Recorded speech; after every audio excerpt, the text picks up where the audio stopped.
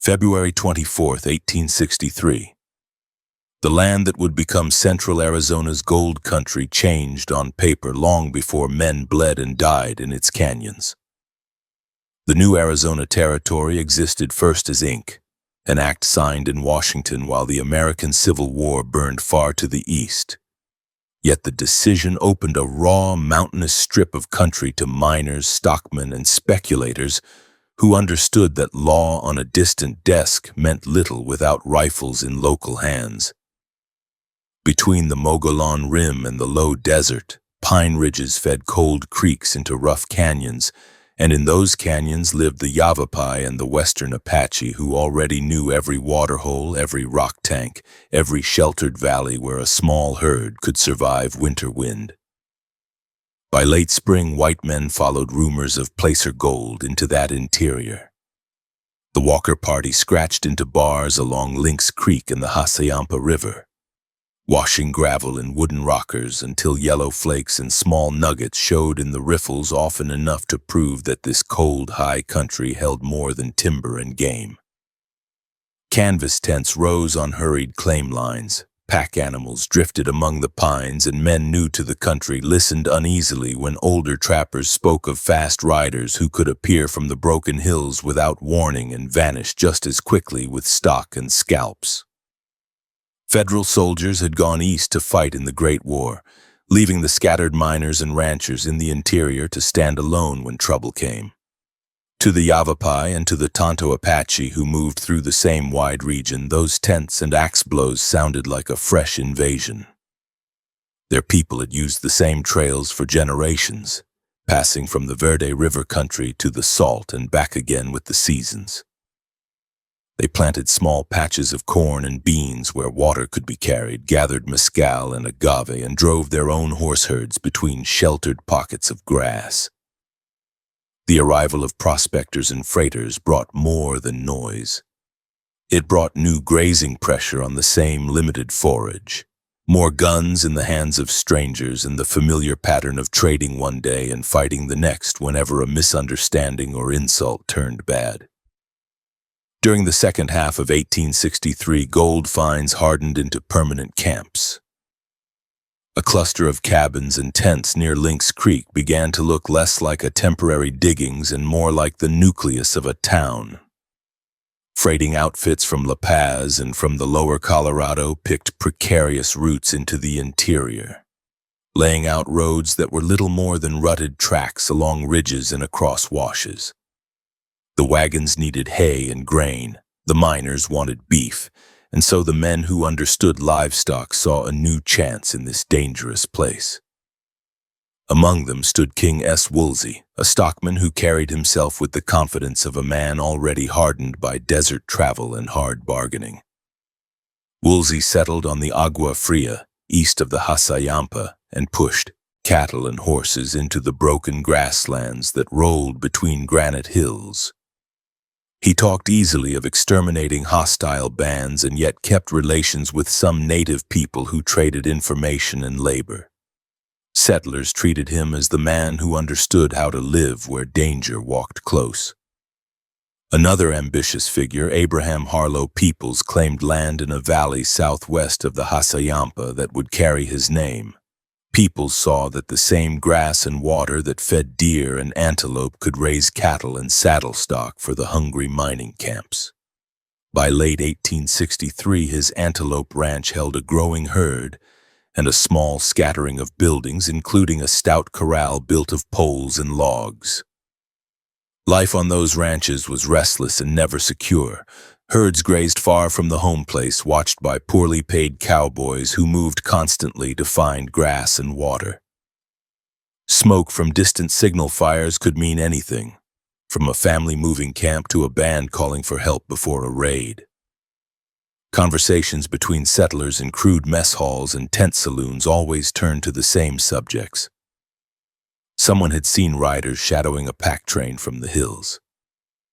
Someone else had found the stripped carcass of a beef near the edge of a wash and tracks leading away toward the deep country.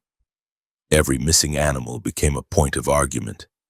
Some blamed careless herders. Others said that Apache or Yavapai had taken them and that only firm punishment would stop the thefts. For the native families along the Verde and the Upper Salt, those same months felt like a tightening noose. Soldiers no longer patrolled the interior with regularity, but volunteers and irregular posses now rode in their place. Men such as Woolsey were not constrained by the same military orders and court rules that had at least nominally bound federal officers. When a Yavapai band lifted a few head of cattle to make up for game driven away from their hunting grounds, the ranchers called it theft and organized hard riding chases. When settlers shot at hunters they claimed had come too close to their cabins. The bands along the rivers called it murder and waited for a chance to strike back where the settlers were weakest. The land itself sharpened every encounter. The country between the Hasayampa and the Verde broke into long ridges of scrub pine and juniper, then fell away into tangled canyon systems where water gathered in shaded pools. In summer, those pools meant life. In winter, they remained drinking stations for scattered herds and camps, places where a man could lead a half-frozen horse down a narrow trail to drink cold water that had collected in smooth rock basins. Trails followed the lines of least resistance along ridges and upside canyons, and anyone who knew the country could read the dust, the broken stones, and the tracks pressed into sand. The Yavapai and Tonto Apache understood those marks intimately, and they watched through 1863 as wagons, mule trains, and cattle herds carved more and more lines into their homeland. Through that year, news of killings and raids passed slowly from camp to camp.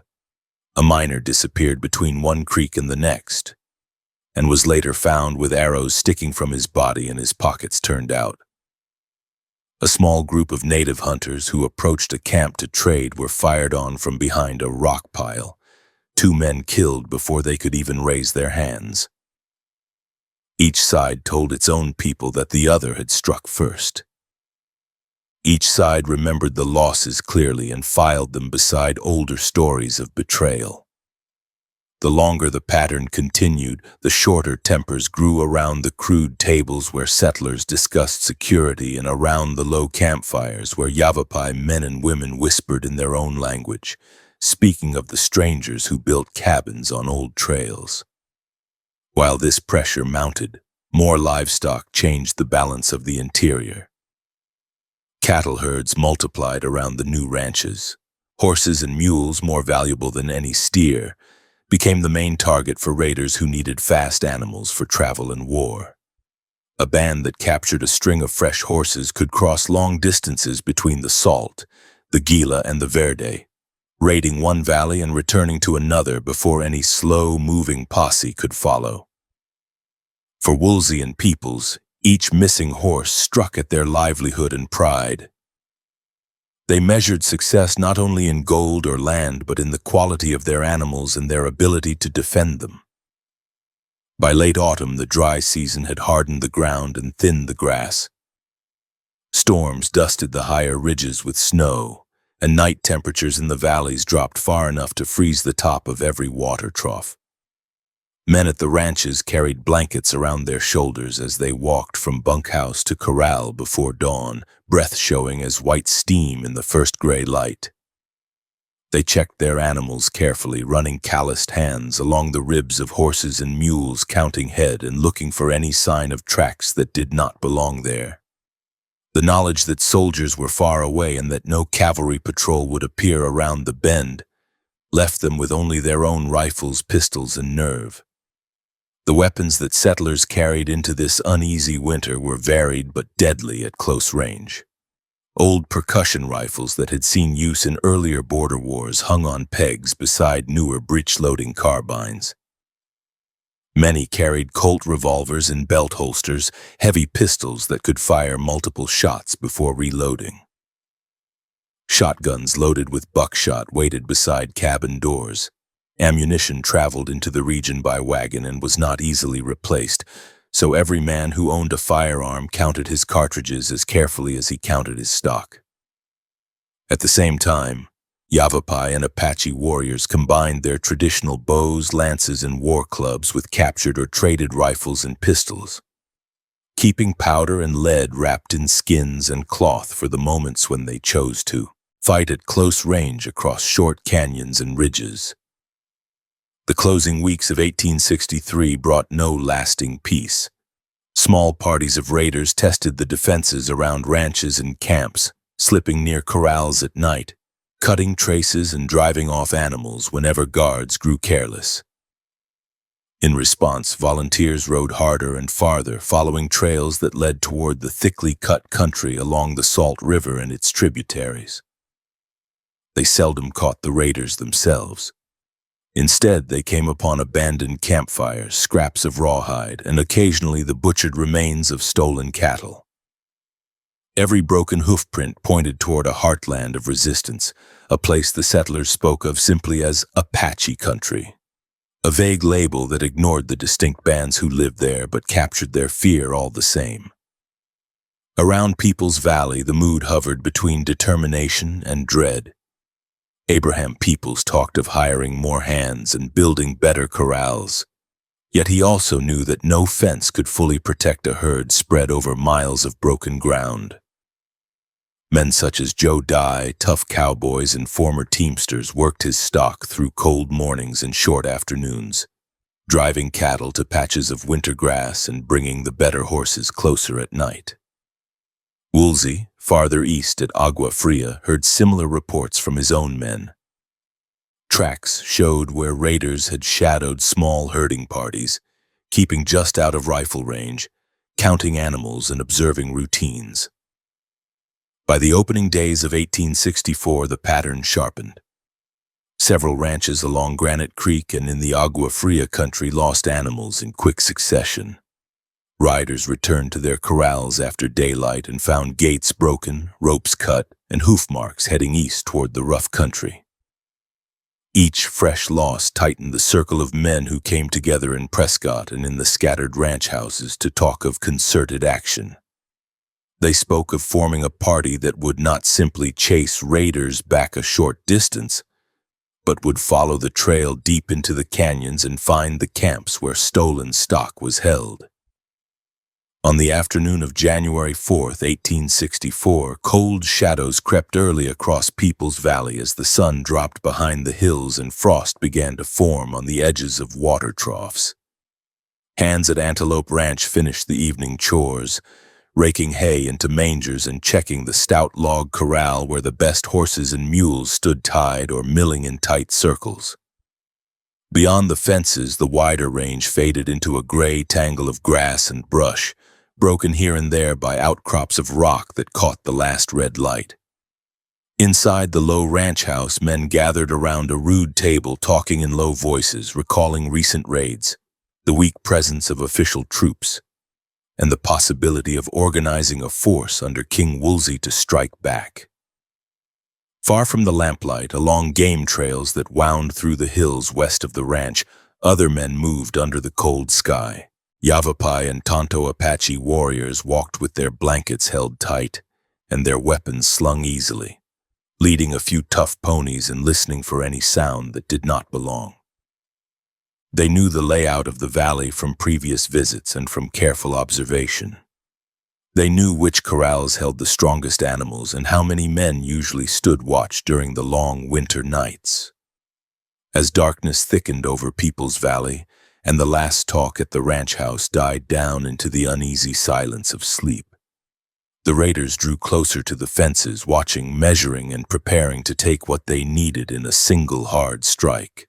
January 5th, 1864. The winter sky over Peoples Valley held a thin scatter of stars when the first horse shifted restlessly in Abraham Peoples' corral. Frost silvered every rail and rope.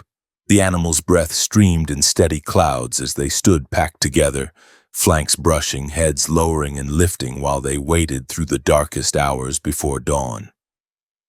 Inside the ranch house, the last coals in the fireplace glowed under a crust of ash, and the men who worked the place lay rolled in blankets, worn out from the previous day's riding and feeding. Beyond the last fence line, in the folds of the low hills, Another group moved with a different purpose. Yavapai raiders wrapped in dark blankets and buckskins advanced along shallow draws and rock outcrops, picking each step to avoid loose stones. They had watched this valley through earlier nights. They knew where the corrals stood, how many dogs barked at strangers, and which windows glowed later than the rest.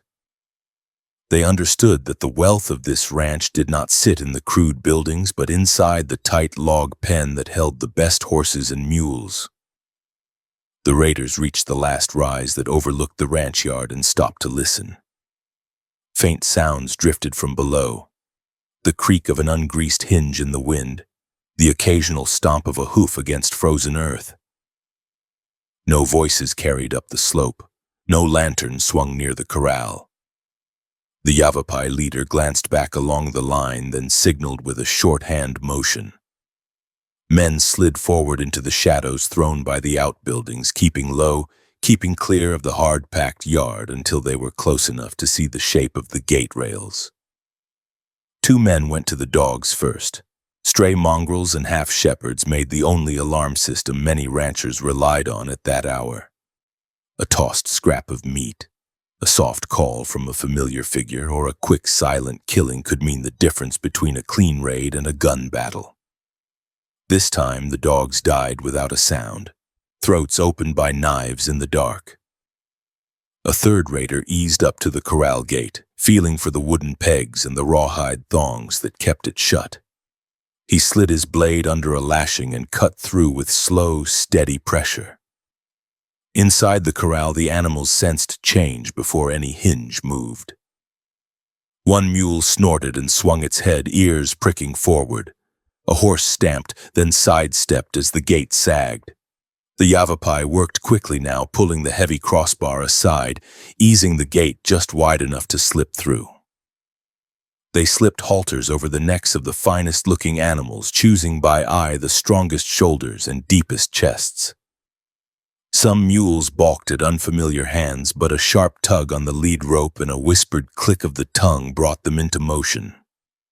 When the first animal stepped out into the open yard, its iron shoes rang faintly on a buried stone.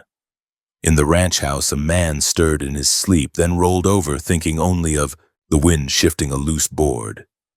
The raiders moved anyway.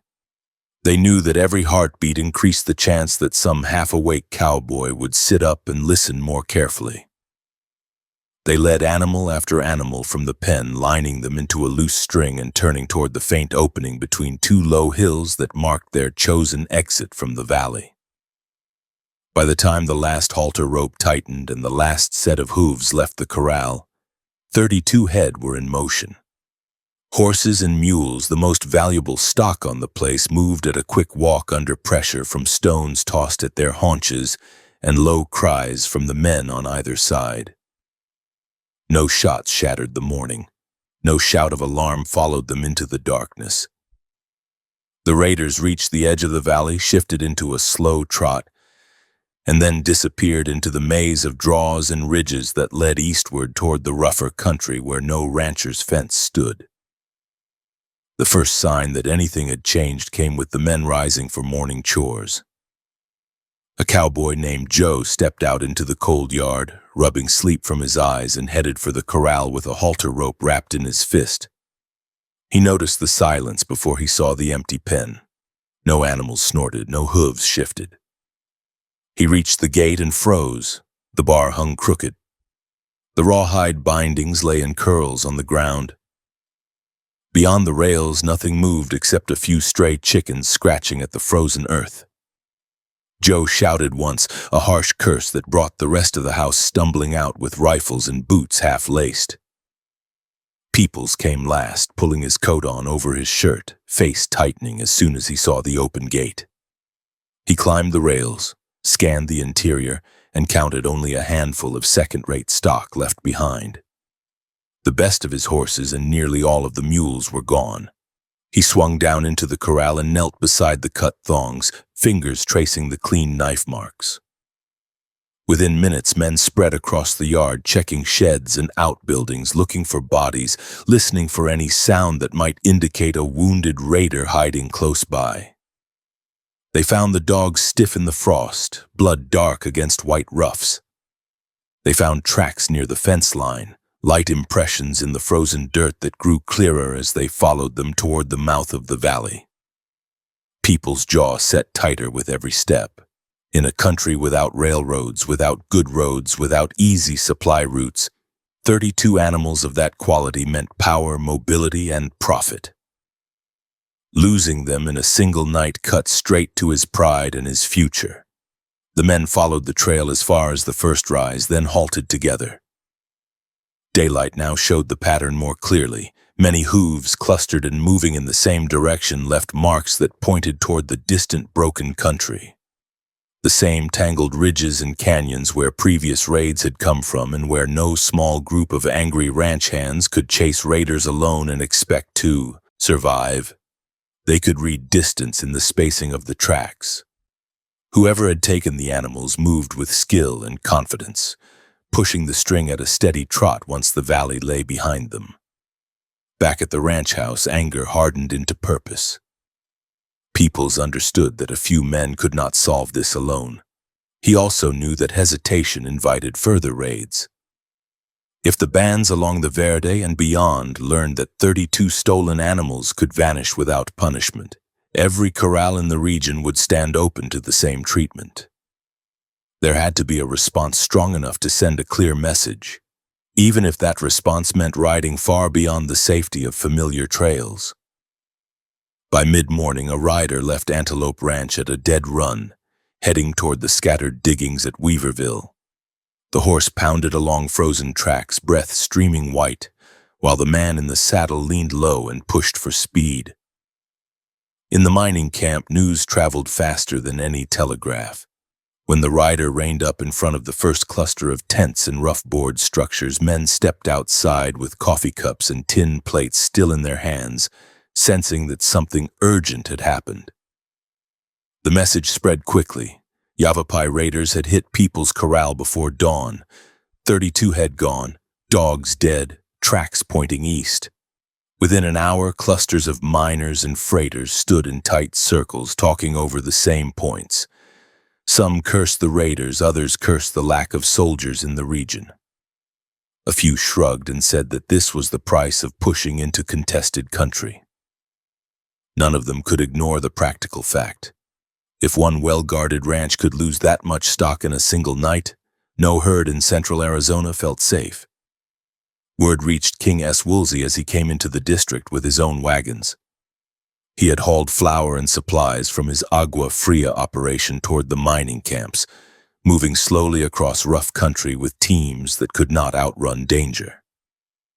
When he arrived within hail of Weaverville, he saw at once that the usual scatter of men and animals looked different.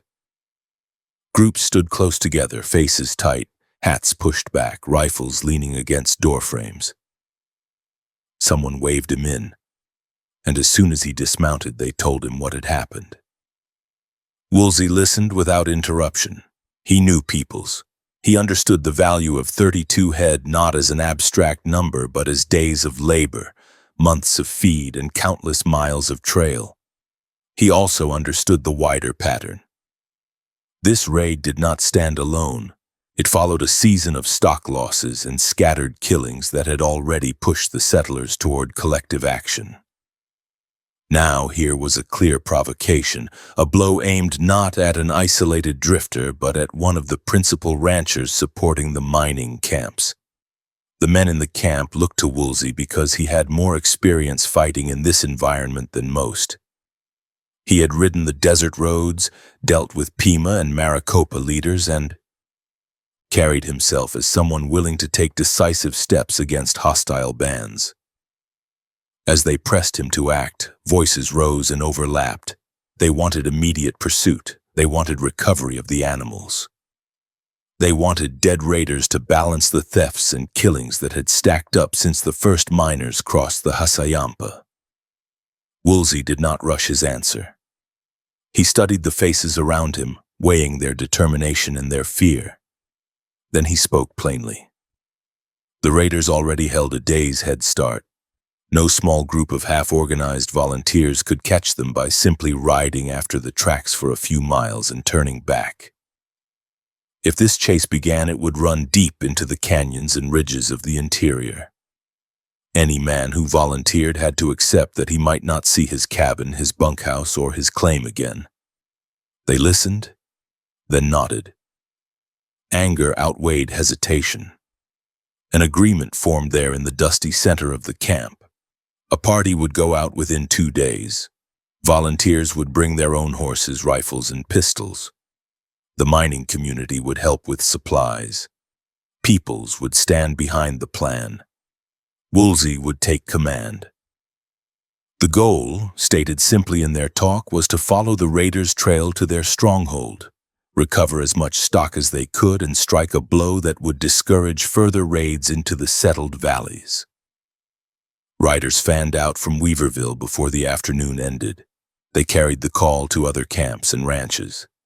At rough bars where miners drank cheap whiskey, at lonely cabins where a single man worked a small claim, at scattered homesteads along the creeks, the message was the same. 32 animals gone. Woolsey gathering a party.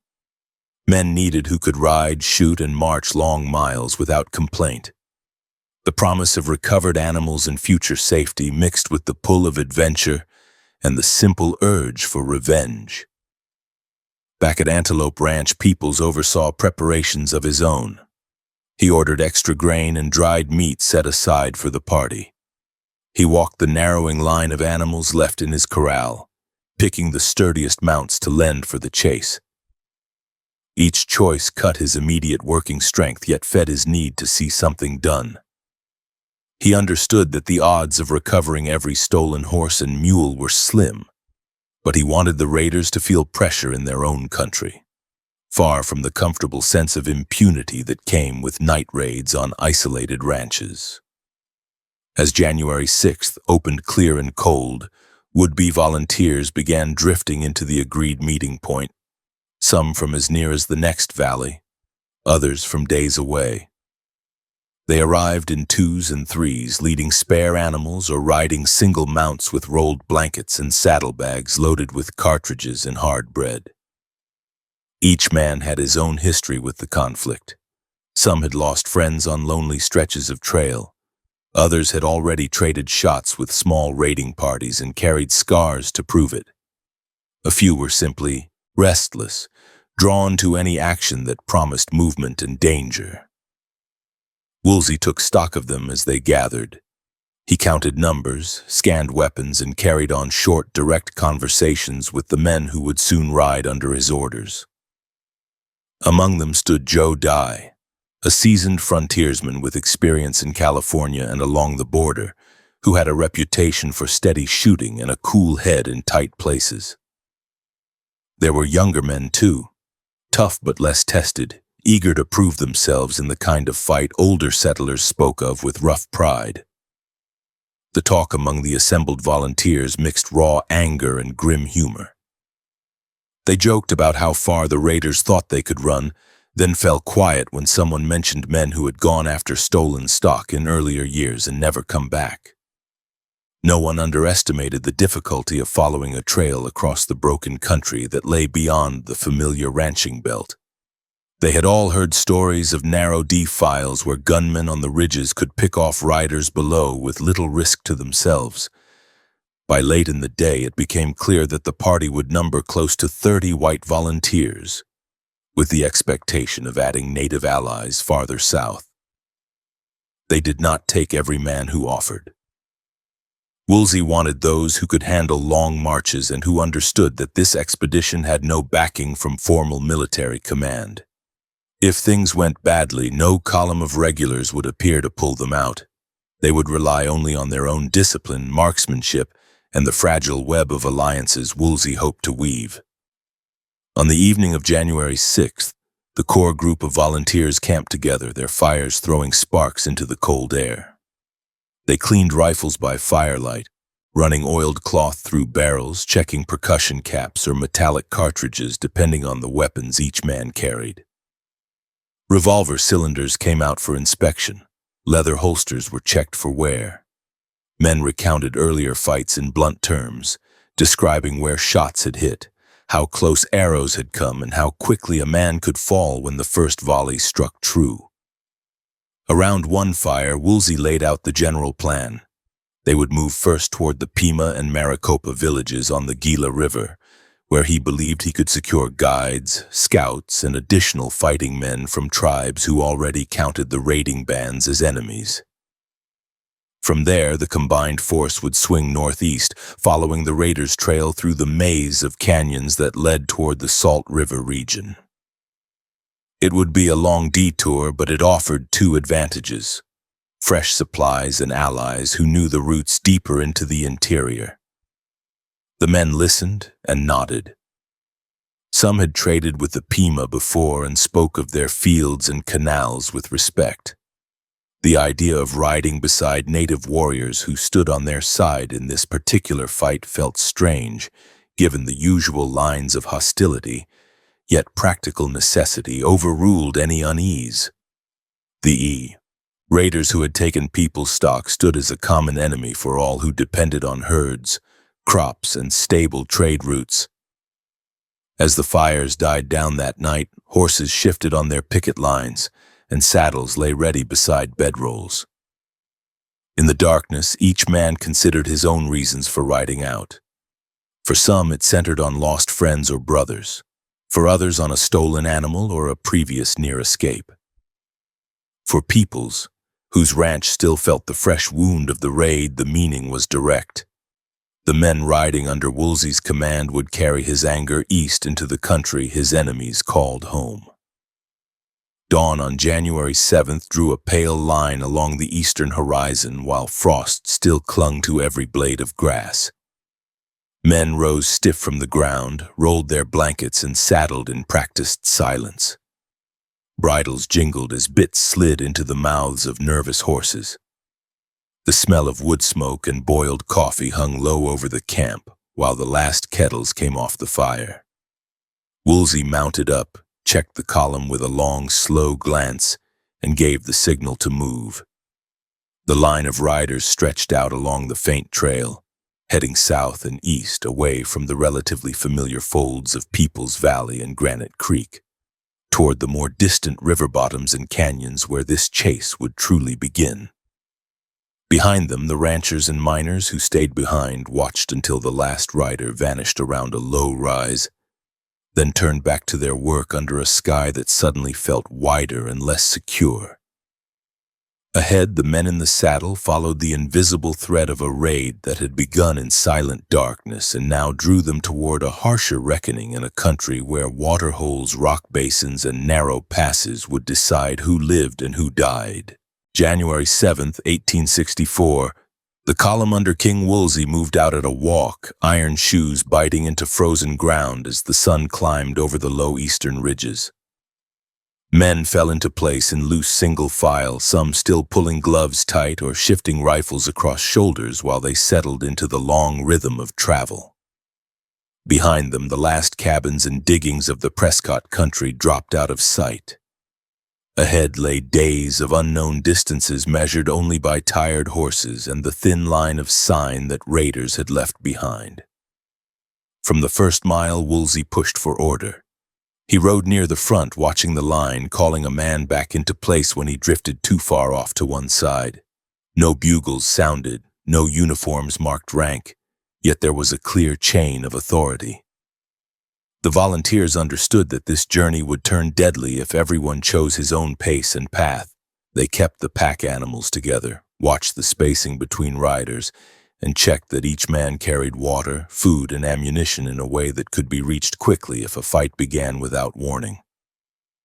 The country they crossed at the start still carried traces of settlement. Old campfires spotted the banks of small creeks. Wagon ruts cut through the mud of low crossings. Tree trunks bore the marks of axes where someone had taken rough timber for a bridge or a cabin wall. As the day went on, those signs thinned. Ridges grew longer, valleys shallower, and the tracks they followed led toward heavier brush and rock where only narrow paths offered passage. The raiders had chosen a line that favored men on tough ponies who knew how to move quickly through broken land.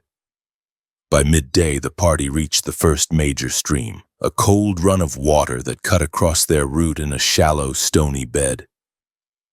The horses drank eagerly.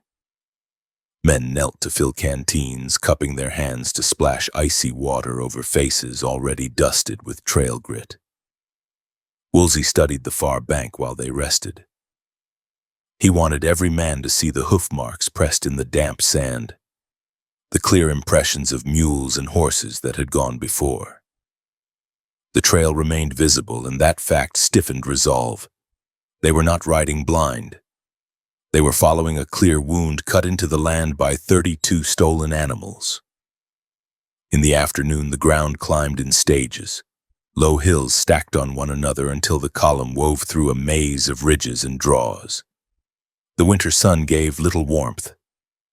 Wind slid along the folds of the land, cutting through wool coats and numbing fingers. Men shifted in their saddles to keep blood moving in their legs.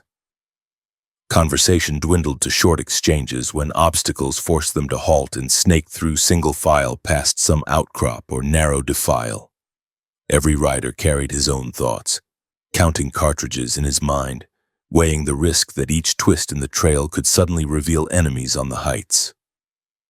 Camp that night came beside a shallow stream where cottonwoods stood bare against the sky, their leafless branches black against the fading light. The men unsaddled, hobbled the horses where there was thin grass, and gathered brush for small fires. There was no luxury in the food they ate. Strips of jerked beef and bacon, hard bread, and boiled coffee made up most meals. People's contribution of extra provisions gave them a margin of comfort, but rations already had limits. Every man understood that they could not expect resupply from behind so far out. They would live on what they carried and what the land might offer. That pattern repeated through the first week.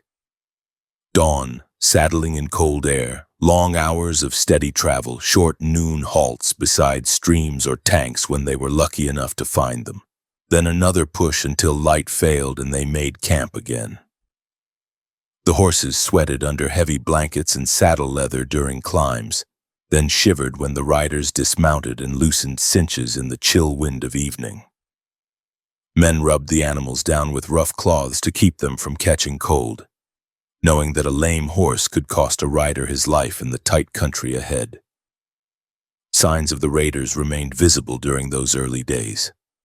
A broken branch here, a dropped scrap of rawhide there, fresh hoof marks in a muddy spot that had not yet frozen hard overnight. All pointed in the same general direction. The trail bent away from the more settled Agua Fria and Granite Creek country, and aimed toward the wider watersheds that fed the Verde and beyond it the Salt. Woolsey halted occasionally to confer with Joe Dye and the other experienced men at the front of the column, making sure they read the land in the same way and agreed on the next leg of the route. As they moved farther from familiar valleys, the landscape shifted. Scattered junipers gave way to taller pines in some stretches, then to sparser cover where wind and thin soil left only low brush and tough grasses clinging to rock. Canyons began to cut deeper into the plateau, carving steep walls that forced the riders to seek out crossing points where they could lead their horses down and up without breaking legs. From the rims of those cuts, they could see long distances, empty ridges layered toward a blue horizon. Yet no moving figures appeared on those heights. The raiders stayed out of sight. The winter weather hit them hardest at night. As soon as the sun dropped, the air turned sharp enough to sting bare skin. Fingers numbed quickly during the simple act of holding a coffee cup. Breath steamed thick and heavy. Frost-rimed saddle blankets laid out for sleeping. Some men wrapped themselves in everything they carried, including slickers and spare shirts, and still woke in the dark hours with teeth chattering. Yet no one suggested turning back. Pride, anger, and the shared commitment to see the raid answered drove them onward even when muscles ached and joints stiffened. Crossing larger rivers added another layer of strain. When they reached the Verde, its winter flow ran cold and steady, deeper than the earlier creeks. Woolsey sent a few men ahead to find a safe ford. They located a broad, shallow stretch where gravel bars broke the current. Crossing still brought risk. Horses balked at the chill water, nostrils flaring, hooves sliding on slick stones hidden beneath the surface. Riders urged them on, heels pressing flanks, hands steady on reins. One pack animal lost footing halfway across and lurched sideways, sending a bundle of supplies tumbling into the stream. Men shouted, dragged the struggling beast upright, and salvaged what they could. The soaked goods had to be laid out to dry at the next camp, delaying their evening preparations. Once on the far bank, the column shook water from blankets and coats and pressed on. Behind them, the river closed over their tracks. At each major crossing, they knew the raiders gained another day of advantage, yet the presence of fresh hoof marks reminded them that distance had not grown insurmountable. They still walked inside the trail the raiders had cut, even if they had not yet seen the men who had made it. As days passed, rations began to stretch thin. Bacon strips grew narrower, coffee grounds were reused, flour for biscuit dough dwindled. When game showed itself, men with sharp eyes and fast hands took their chance. A deer at the edge of timber, a small band of antelope on a distant rise, a rabbit that strayed too close to camp, all turned quickly into meat over the fire. These kills never quite filled their bellies, but they dulled the worst hunger and spared some of the hard stores that had to last until they reached the Gila villages. Fatigue pushed deeper than hunger. The repeated pattern of early starts, long rides, and late camps wore on every man. Saddle sores rubbed raw where leather met bone. Hands cracked from cold and constant handling of reins and weapons. Even simple tasks, such as lifting a saddle onto a horse's back in the morning, demanded more will as the days stacked one on another. Tempers shortened. A careless remark over a cooking fire could spark sharp words. Woolsey watched for those flashes and stepped in when needed, reminding men of the stakes and the need to maintain discipline. Despite the hardships, the party never entirely forgot the danger of ambush. While some men tended horses and fires each evening, others walked the perimeter of camp, studying surrounding ridges and clumps of brush. They placed pickets on higher ground when terrain allowed, posting 2 men at a time with instructions to remain alert through the night. The memory of past raids, of companions killed in sudden strikes, kept them from relaxing into the kind of carelessness that would invite disaster. The trail itself proved stubborn. In places, rocky ground and wind erased hoof prints, leaving only faint scuffs that Dye and other trackers had to puzzle out slowly. At those times, the column halted, men dismounting to stretch legs, drink water, and scan the horizon while the scouts walked on foot, eyes focused on small disturbances in the soil that might indicate a continued route. When a clear line of tracks appeared again in a stretch of sand or silt, the mood in the group lifted. Each rediscovered trace of the raiders' passage felt like a reassurance that their quarry remained within reach. By the second week, the land opened somewhat, rolling more gently toward the broader valley where the Gila lay. Grasses grew thicker in some patches, a relief for the animals that had gnawed at thin tufts for days. Mesquite and cottonwood clustered near washes where water still lingered under the surface. The men recognized that they were drawing closer to the agricultural belt where Pima and Maricopa villages lined the river. For many riders, that thought carried hope. Food, shelter, and friendly faces waited down the trail if they could reach those communities without serious loss. Cold winds still swept across the open stretches, but the worst of the mountain chill lessened. Nights remained hard, though the promise of warmer bottoms ahead took some edge off the discomfort. As they descended toward lower elevations, the men saw signs of cultivation long before they reached any actual fields. Old irrigation ditches cut across the flats, Abandoned brush shelters stood near faint traces of footpaths. These remnants of human effort marked a shift from the raw interior to an area where ordered life held a stronger foothold. All through that descent, the raiders' trail continued. At times, the sign seemed almost casual, as if the men who had stolen people's stock had grown confident that no pursuit could follow so far. Hoof marks cut across small washes without any attempt at concealment.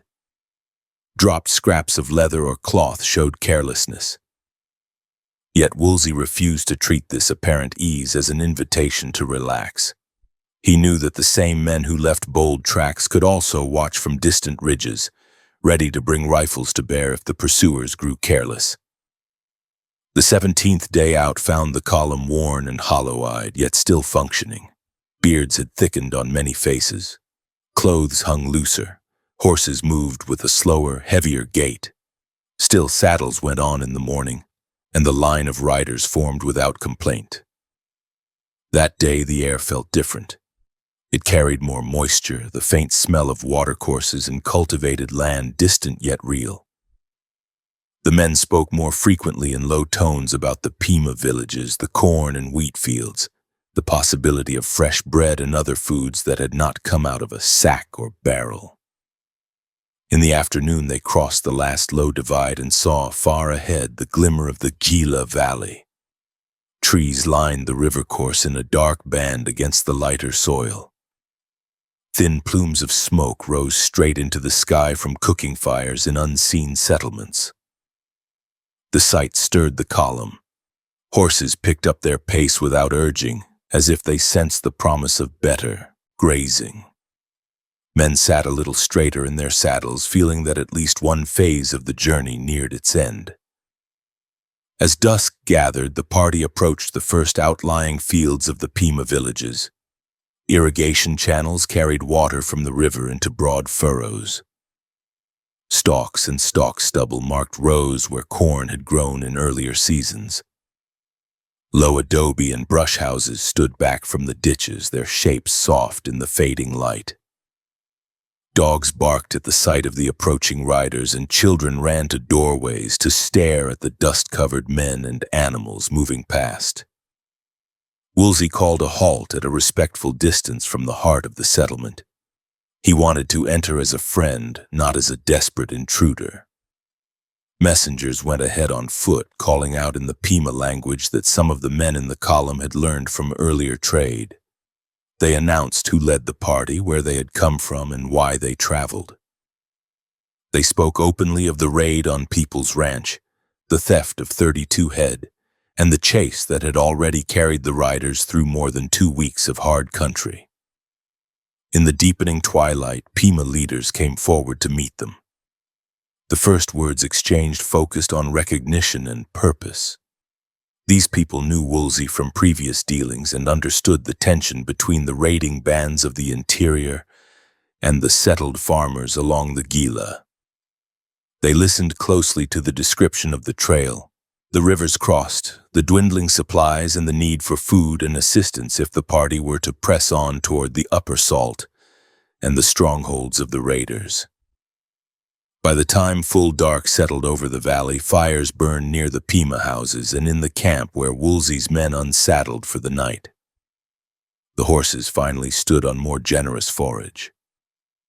Men received portions of pinole, wheat, and other food that softened the hard edge of hunger that had gnawed at them for days.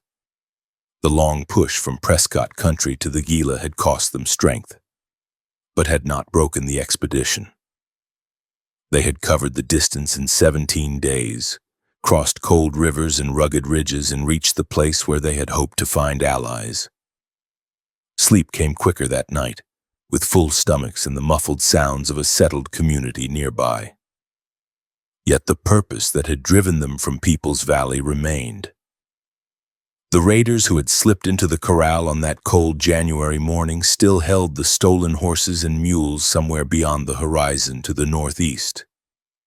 As the men lay beside their saddles under a clearer, slightly warmer sky, they knew that the next stage of the hunt would lead them away from fields and canals and back into a harsher maze of canyons where every waterhole and rock basin would carry a new weight of risk. January 22nd, 1864. The sun rose over the Gila River villages with a muted glow that touched the adobe walls and irrigated furrows before it reached the camp where Woolsey's men had slept. Warmth spread more quickly across this lower country than in the high ridges behind them, and for the first time in more than 2 weeks, the riders woke without frost stiffening their blankets. Horses nickered at the sound of Pima women grinding grain nearby, and the scents of wood smoke and roasting meal drifted across the fields in a way that sharpened every appetite. Woolsey walked among his men before they saddled, gauging their condition with a practiced eye. Dust coated their coats, their hats, and every crease of their gear, yet they looked steadier than they had the night before. Rest, food, and the sight of a settled community had restored strength that long miles had worn down. He also noted how their faces tightened with renewed purpose the moment they began to prepare for the next move.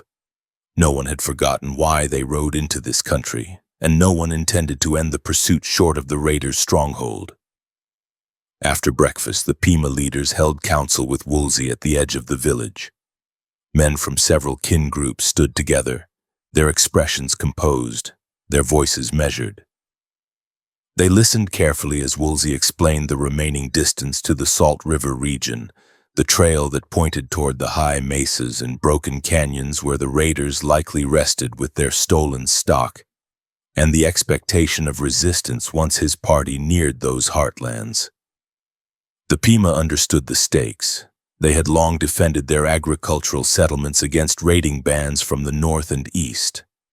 They knew the exact nature of the threat these groups posed to herds, crops, and isolated travelers along the Gila.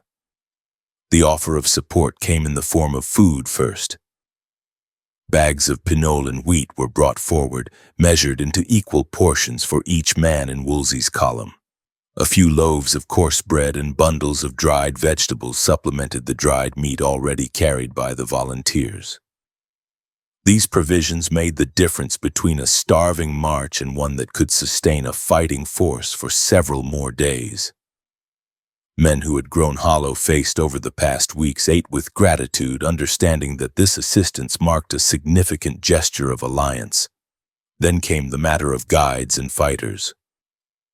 Woolsey requested warriors who knew the trails eastward, especially the narrow passages through the ridges south of the Salt River where unexpected gullies and rock walls forced travelers into exposed ground. Pima elders consulted among themselves before agreeing that a portion of their fighting men would accompany the expedition for a limited distance. They emphasized that their primary responsibility remained the safety of their farms and families, but they would send warriors who could lead the white volunteers through the most confusing sections of the route.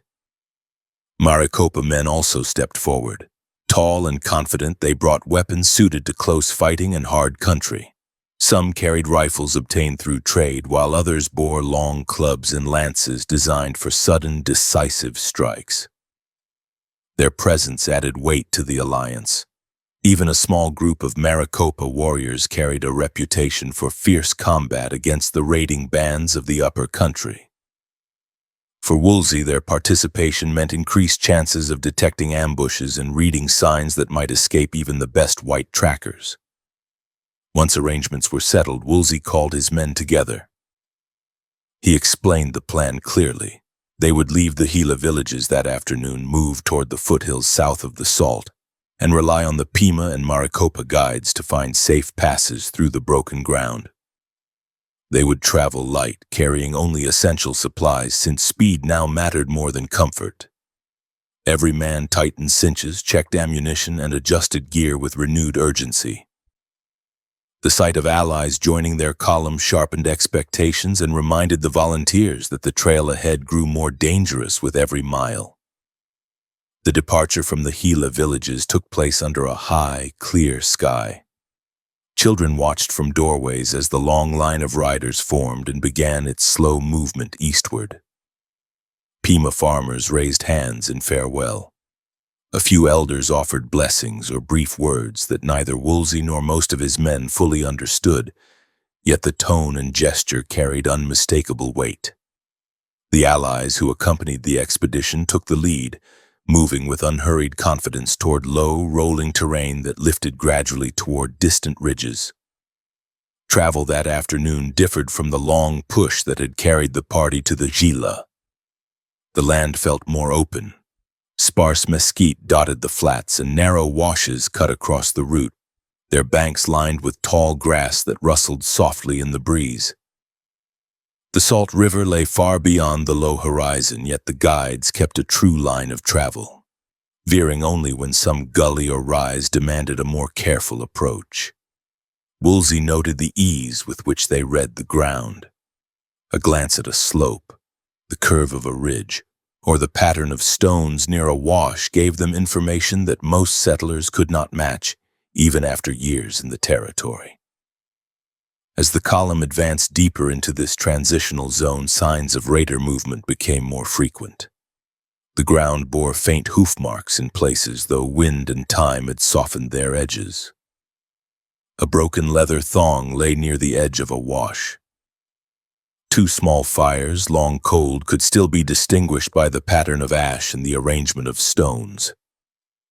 The guides examined each clue carefully, sometimes exchanging brief words, then signaling the column to continue. The white riders followed, understanding that these indirect signs confirmed they still moved within the corridor used by the raiders. Toward evening, the land began to shift again. Rolling hills sharpened into broken slopes where exposed rock jutted from the soil. The air cooled quickly, bringing reminders of the harsher climate that dominated the uplands to the northeast. The column halted near a patch of grass where a small spring seeped from the base of a rock formation. It offered enough water for the horses and allowed the men to set camp without fear of exhausting their reserves. Fires flickered along the perimeter, and for a time the two groups, white volunteers and native allies, sat in near silence, each watching the other with a mixture of curiosity and respect. Woolsey walked among the Pima and Maricopa men after the evening meal. He understood enough of their languages to exchange a few direct questions and answers. They spoke of the land ahead, describing narrow passes guarded by tall walls of rock, places where raiders often waited above trails for unsuspecting travelers. They warned him of deep canyons with only one safe descent, hidden waterholes that could appear dry from a distance, and side gullies where a group could vanish without leaving tracks visible from the main route. Their words held no fear, only the practical knowledge of men who had traveled this region many times and survived hard encounters. The volunteers listened closely. They understood now that the fight ahead would not resemble the quick violence of defending a stock pen or the short firefight of an ambush on open ground. They would ride into a natural fortress shaped by cliffs, ravines, and boulder fields, where the raiders held every advantage of elevation and concealment. The men cleaned their rifles again, tightened their belts, and lay down with revolvers within easy reach. The wind that rose during the night carried the scent of the high country, dry and sharp, as if the land itself signaled the nature of the challenge ahead. January 23rd dawned with the thin light of a colder sky. The guides led the column northeast now, climbing steadily toward more uneven terrain. Trails narrowed until two horses could not ride side by side. Brush thickened in some places, forcing men to raise knees high and lean back to avoid sharp branches. In other places, the land opened suddenly at the crest of a rise, revealing long sweeps of stony ground marked by isolated junipers and scattered boulders. Through all these changes, the guides kept the same steady pace. Shortly before midday, they reached a ridgeline that offered a sweeping view of the land ahead. Far in the distance stood the high formations that marked the gateway into deeper Tonto country. Dark slopes cut by narrow canyons, their mouths lost in shadow. The stolen livestock would not have moved beyond those barriers quickly. Somewhere in that maze lay the camps where the raiders rested, confident in the rugged terrain that shielded them from most pursuit. Woolsey studied the horizon without speaking, aware that the distance represented not only miles but increasing danger. The descent from that ridge proved more difficult than the climb. The trail dropped sharply in places, forcing men to dismount and lead their horses down loose stone that slid underfoot. Pack animals stumbled, regained footing, and pushed onward with steady determination. Dust rose in light clouds, settling on coats and hats. The chill of morning faded into dry heat radiating from the rocks, reminding every rider how quickly weather could shift in this region. In the early afternoon, the guides halted near a narrow saddle between two ridges. They pointed to a rocky slope beyond, a rough path that angled toward an even deeper basin.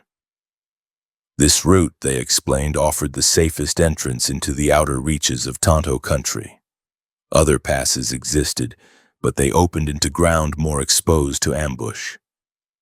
Woolsey accepted their judgment. The entire column paused to tighten cinches, adjust loads, and prepare for the slow, careful movement demanded by the terrain. Progress through the saddle required patience. Horses picked their steps across loose stone. Men stepped aside when necessary to give an animal space to navigate a steep section. The Maricopa warriors moved ahead, scanning the ridges and slopes for any sign of watchers. They carried themselves with quiet vigilance, their eyes shifting constantly from the trail to the distant rises. The volunteers behind them felt a growing awareness of how vulnerable they were in this broken world of rock and shadow. When they reached the basin on the far side, the land spread out in a rough bowl marked by scattered junipers and bare rock outcrops. A faint smell of water carried on the breeze, though the source remained hidden. The guides indicated that a small tank lay beyond a line of boulders toward the north, a place used by travelers and raiders alike. Woolsey ordered a brief halt, allowing horses to breathe and men to drink from canteens while the scouts checked the surrounding ground. They found no recent tracks near the basin. This did not reassure Woolsey. The raiders could be days ahead or watching from a place not easily seen from the trail. The stillness felt heavy, the silence too complete for comfort. The column resumed movement quickly, avoiding any prolonged stay in a place known to be frequented by hostile bands. As afternoon shadows lengthened, the route bent east again. The guides moved with more intensity now, speaking less, focusing their attention on ridges and rock formations that marked the approach to the upper passes. The land told a clear story for those who knew it. The cuts grew deeper, the slopes steeper, and the scattered vegetation gave way to stretches of bare stone that reflected heat back at the travelers with a dry, metallic taste. Near sunset, they halted in a narrow draw that offered some shelter from the wind. The horses drank from a small seep that formed a shallow pool beneath a ledge. Men unpacked minimal gear, understanding that this camp lay within a region where noise and bright fires carried farther and drew unwanted attention.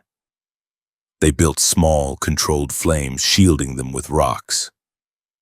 Most of the meal consisted of pinole mixed with water, a simple dish that filled the belly without requiring long cooking. In the dim light, Woolsey met again with the Pima and Maricopa guides. They traced lines on the ground with small sticks, marking the likely routes toward the Salt River region.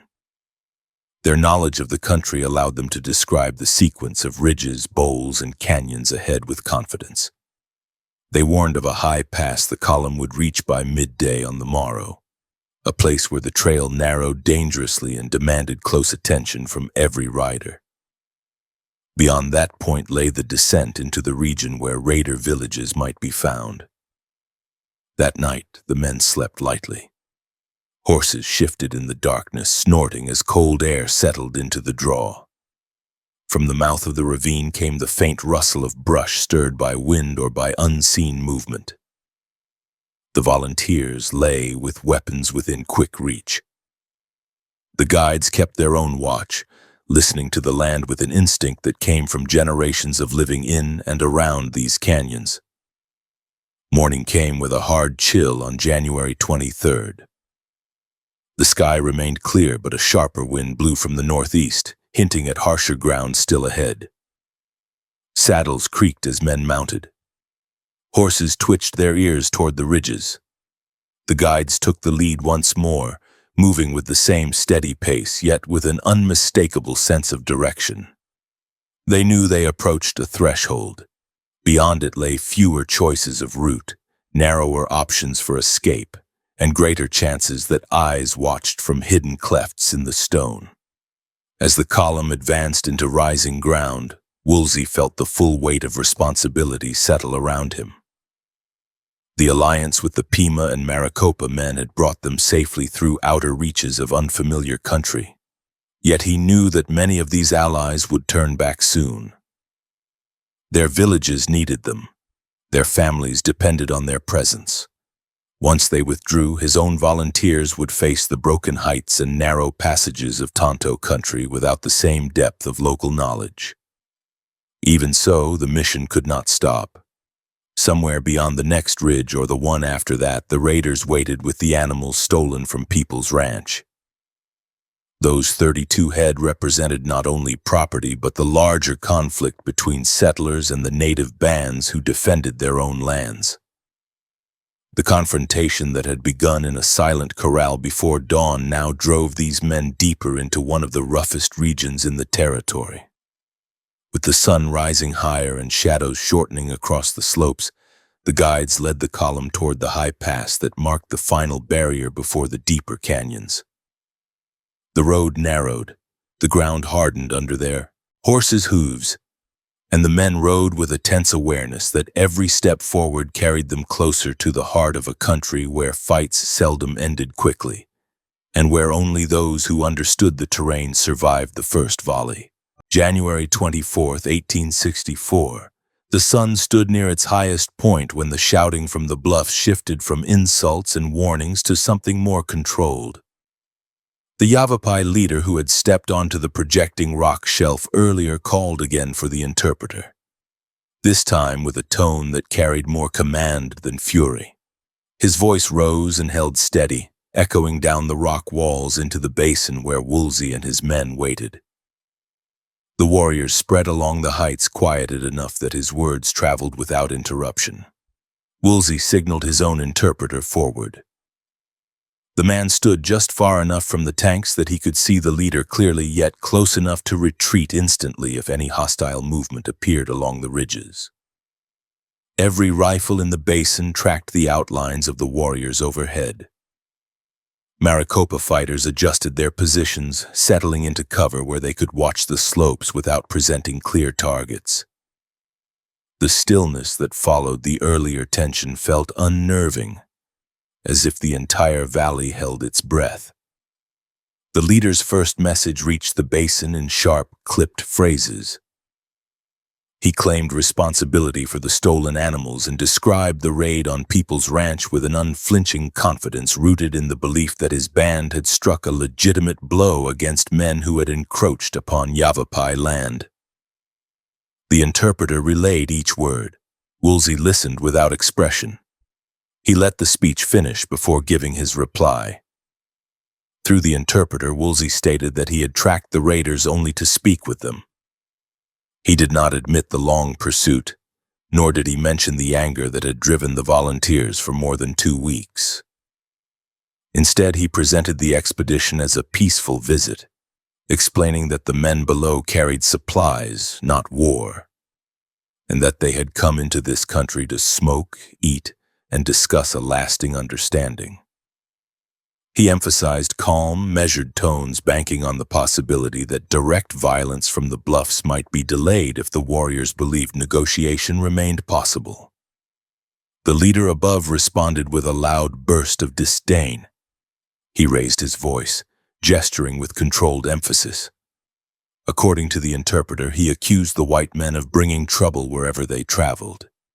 He said that Americans built roads that cut hunting ground in half, dug into riverbeds for gold that belonged to the land, and filled valleys with noise that disrupted the balance of their world. He declared that he had warriors positioned across every ridge, and that if he wished, he could send them down in a rush strong enough to wipe out every man in the basin. The men below heard only the cadence, not the exact words. Yet the meaning came through in the interpreter's steady voice. A few riders shifted their footing to brace for possible shots. Others tightened their grip on rifles. Woolsey remained steady. His face revealed nothing as he instructed the interpreter to answer again. The reply repeated his earlier points with slight variation. The column came to talk, not fight. The men wished to share food and smoke. The Yavapai could come down unarmed to discuss peace. These words drifted upward, carried by the interpreter's voice in the Yavapai language. The leader paused before responding. Warriors behind him conferred briefly, speaking in hushed tones. Their silhouettes merged and broke apart as they talked. Finally, the leader stepped forward again. His tone sharpened in a new direction. He claimed that hundreds of warriors stood ready just beyond sight. He pointed down the valley as he said this, as if indicating where reinforcements gathered. The interpreter repeated the claim without hesitation. Woolsey heard the statement in full and immediately understood its purpose. The leader sought to project overwhelming strength, hoping to intimidate the column into retreat or surrender. Yet Woolsey also saw another angle. The more the leader emphasized numbers, the more he signaled the possibility that he wished to test the men below in a controlled way rather than risk a chaotic assault down the steep slopes. That hesitation created an opening, thin as it was. Woolsey lifted a hand in a slow, unthreatening motion, instructing the interpreter to speak again. This time the message carried reassurance layered with strategy. He said that his men held no anger toward the Yavapai. He said they sought friendship. He said they wished to share their meal with the leader and his chosen companions. He promised that the men below would not fire on unarmed visitors who came to eat, smoke, and speak openly. These words drifted upward, reaching the ledge where the leader stood. The reaction on the bluffs changed. A long moment of silence followed. The warriors shifted slightly, looking from one ridge to another. The leader turned toward those behind him, pausing to weigh their opinions. No one moved down the slopes yet, but the shouting had softened. The earlier unified fury faded into a more fragmented conversation among the warriors above. From the lower slopes came a single sharp whistle from a Maricopa lookout. He had spotted movement farther along the ridge, additional figures arriving to join the ring. These newcomers paused when they saw how many warriors already stood overlooking the basin. They gestured, exchanged brief words, then settled in among the others. The pressure around the camp thickened further, but still no attack came. The leader stepped forward again, this time lowering his weapon. His voice carried clearly through the chill midday air. The interpreter listened carefully, then relayed the message. The leader would come down to talk. He would bring companions. They would smoke and eat. If the white men meant peace, they would show it by allowing these warriors to walk among them without treachery. The terms were simple and dangerous. For the first time in hours, the men below exhaled. Slowly, though, tension remained sharp in every joint and muscle. Woolsey nodded once. He instructed the interpreter to accept the terms, stating that the men below would welcome the leader and his chosen companions. He added that they carried pignole and wheat, which they would share at once as a gesture of goodwill. A murmur swept across the ridgetops after the interpreter's final words. The leader raised an arm. Warriors parted to make space along the sloping path that cut from the ridge toward the valley floor. A small group began their descent. They moved slowly, deliberately, making no attempt to conceal their weapons, yet carrying them in a relaxed manner that indicated willingness to parley. Woolsey motioned for his men to lower their rifles slightly, not laying them down but shifting them away from clear firing stances. The Maricopa allies remained alert. Their eyes followed every step taken by the descending warriors. They understood as well as Woolsey that this negotiation carried as much threat as promise. Dust slid under the feet of the first Yavapai warrior as he reached the mid-slope. Behind him came several more, all chosen by the leader. They walked with straight backs and measured steps, neither timid nor reckless. Their expressions betrayed little emotion. They crossed the last stretch of slope and stepped onto the flat ground near the tanks where fires still burned and packs lay in organized rows. The leader followed last, walking with a slight sway that came from long hours on the ridge.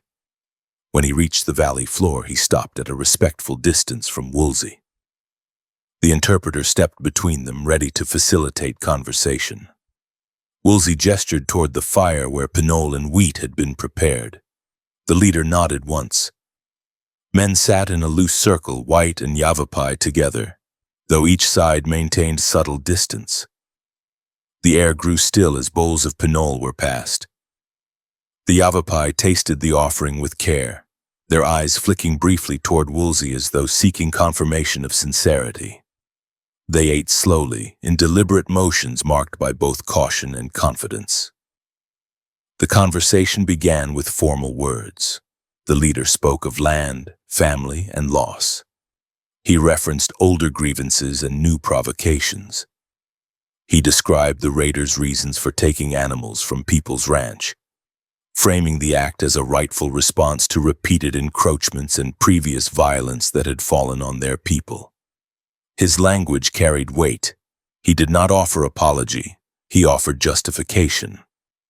Woolsey responded through the interpreter with calm phrases. He repeated that his men came only to see the country and speak with those who lived there. He said they did not wish to cause trouble. He emphasized peace again, knowing that the ground beneath this calm exchange remained dangerously thin. As the parley stretched on, dozens of Yavapai warriors watched from the heights. They crouched on boulders, leaned against trees, or stood silhouetted against the sky. Their eyes tracked every movement below. Their weapons rested within quick reach. The bowl of pinole passed between Woolsey's men and the leader's party, yet the valley remained charged with an underlying tension that no amount of shared food could erase. A small detail shifted the atmosphere.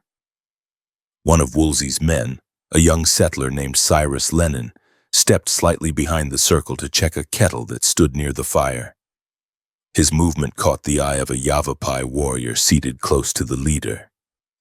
The man tensed, hand tightening around his lance. Lennon adjusted the kettle and stepped forward again, unaware of the warrior's focus. Conversation paused. Eyes narrowed. Woolsey sensed the shift instantly. He placed a hand lightly on his rifle, still aiming for calm.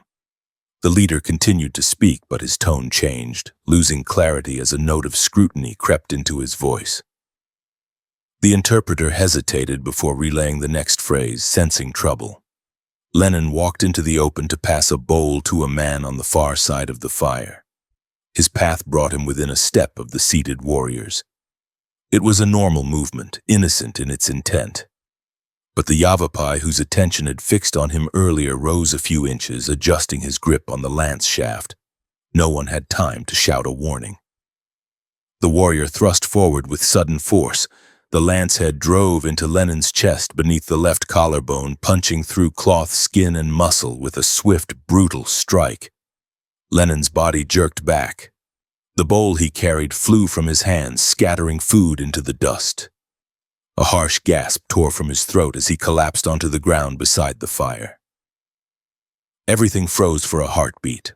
Woolsey, the Yavapai leader, the interpreter, the Maricopa allies, the warriors on the bluffs. Silence hit the valley like a hammer. Then the valley erupted.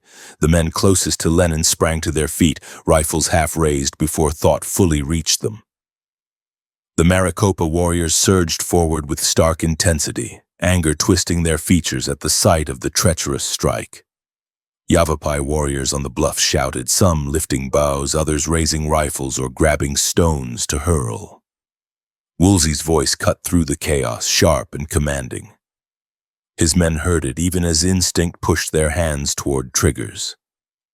The leader of the Yavapai rose as well, shouting at his own fighters, though whether his words meant restraint or attack was impossible to tell through the noise. Lennon lay on the ground gasping, blood spreading across his shirt in a deep, dark stain. The lance shaft quivered where it had struck. Men dropped to their knees beside him. Someone shouted his name. Someone else shouted for cover. The piece that had been shaped word by word over the last hour shattered in an instant, leaving both camps balanced on the edge of a conflict that could explode without another syllable spoken. The fire crackled. The water in the basins shimmered. The bluffs held their deadly watchers. And in the next breath the valley stood ready to plunge from negotiation into bloodshed. The peace circle broke apart the instant Cyrus Lennon hit the ground. The young settler's boots scraped in the dust as he tried to suck in air, his hands twitching reflexively at the shaft lodged deep beneath his collarbone. Blood pulsed through torn fabric and ran in a thin stream toward the nearest fire pit. Every man in Woolsey's column saw the strike, and every man reacted before thought fully formed. Joe Dye moved first. His revolver cleared leather with a violent snap as he lunged sideways, putting space between himself and the nearest seated warrior. A Maricopa fighter shouted a warning and grabbed for his own weapon. Across the circle, a white volunteer kicked backward, overturning a pot and scattering coals as he scrambled to reach the rifle propped against his pack. The Yavapai who had driven the lance into Lennon wrenched the shaft free with a savage backward pull. Lennon's body jerked once, then sagged, his breath choking in his throat. The warrior spun the lance upward as though preparing for a second strike, but he never completed the motion. A Maricopa bowman shot first. The arrow slammed into the attacker's ribs with a heavy thud, knocking him off balance. Before he could recover, Dye fired once, then again. The revolver's muzzle flash burst bright against the dusty glare. The warrior collapsed beside Lennon's body. The sound of the gunshots rolled up the slopes and shattered the uneasy restraint of the warriors on the bluffs. Shouts erupted along the rim. More than a dozen figures shifted forward, some crouched to knock arrows. Others raised rifles. A few leaped from rock to rock, scouting for a path downward. A wedge of warriors on the northern ridge began to descend immediately, their feet sending small stones skittering into the valley. Woolsey stepped over Lennon's body and shouted for his men to take cover. He aimed his own rifle upward, scanning the heights for the nearest armed silhouette. Dust drifted through the air as the camp exploded into movement. Volunteers grabbed rifles, dropped to one knee behind packs or boulders, and leveled barrels at the bluffs. Maricopa fighters spread into a tight crescent on the left flank, some brandishing clubs and others raising their traded firearms. A cluster of Yavapai still seated at the peace circle sprang to their feet. Two reached for knives. One bolted immediately up the slope behind him, scrambling on hands and knees in an attempt to rejoin the ridge force. A volunteer caught him squarely in his sights and fired. The shot hit the man between the shoulders. He fell forward, sliding down a short incline before coming to rest against a prickly clump of brush. The Yavapai leader, who had come down moments earlier to parley, staggered backward in shock. Twice he shouted into the air, his voice raw and tight. Whether he meant to stop his own fighters or simply cried out in disbelief, no one below could tell. A rifle cracked from the ridge, the ball striking the ground beside him. He flinched, ducked his head, then turned and sprinted toward the lower slope to escape the crossfire now tightening around the tanks. Woolsey fired the first shot directed at the heights. His bullet struck a rock near one of the silhouettes, sending chips scattering into the air. Instantly, more rifles from the basin roared in answer. Smoke thickened across the valley floor, mixing with the lingering smell of burning pinole from the overturned kettle.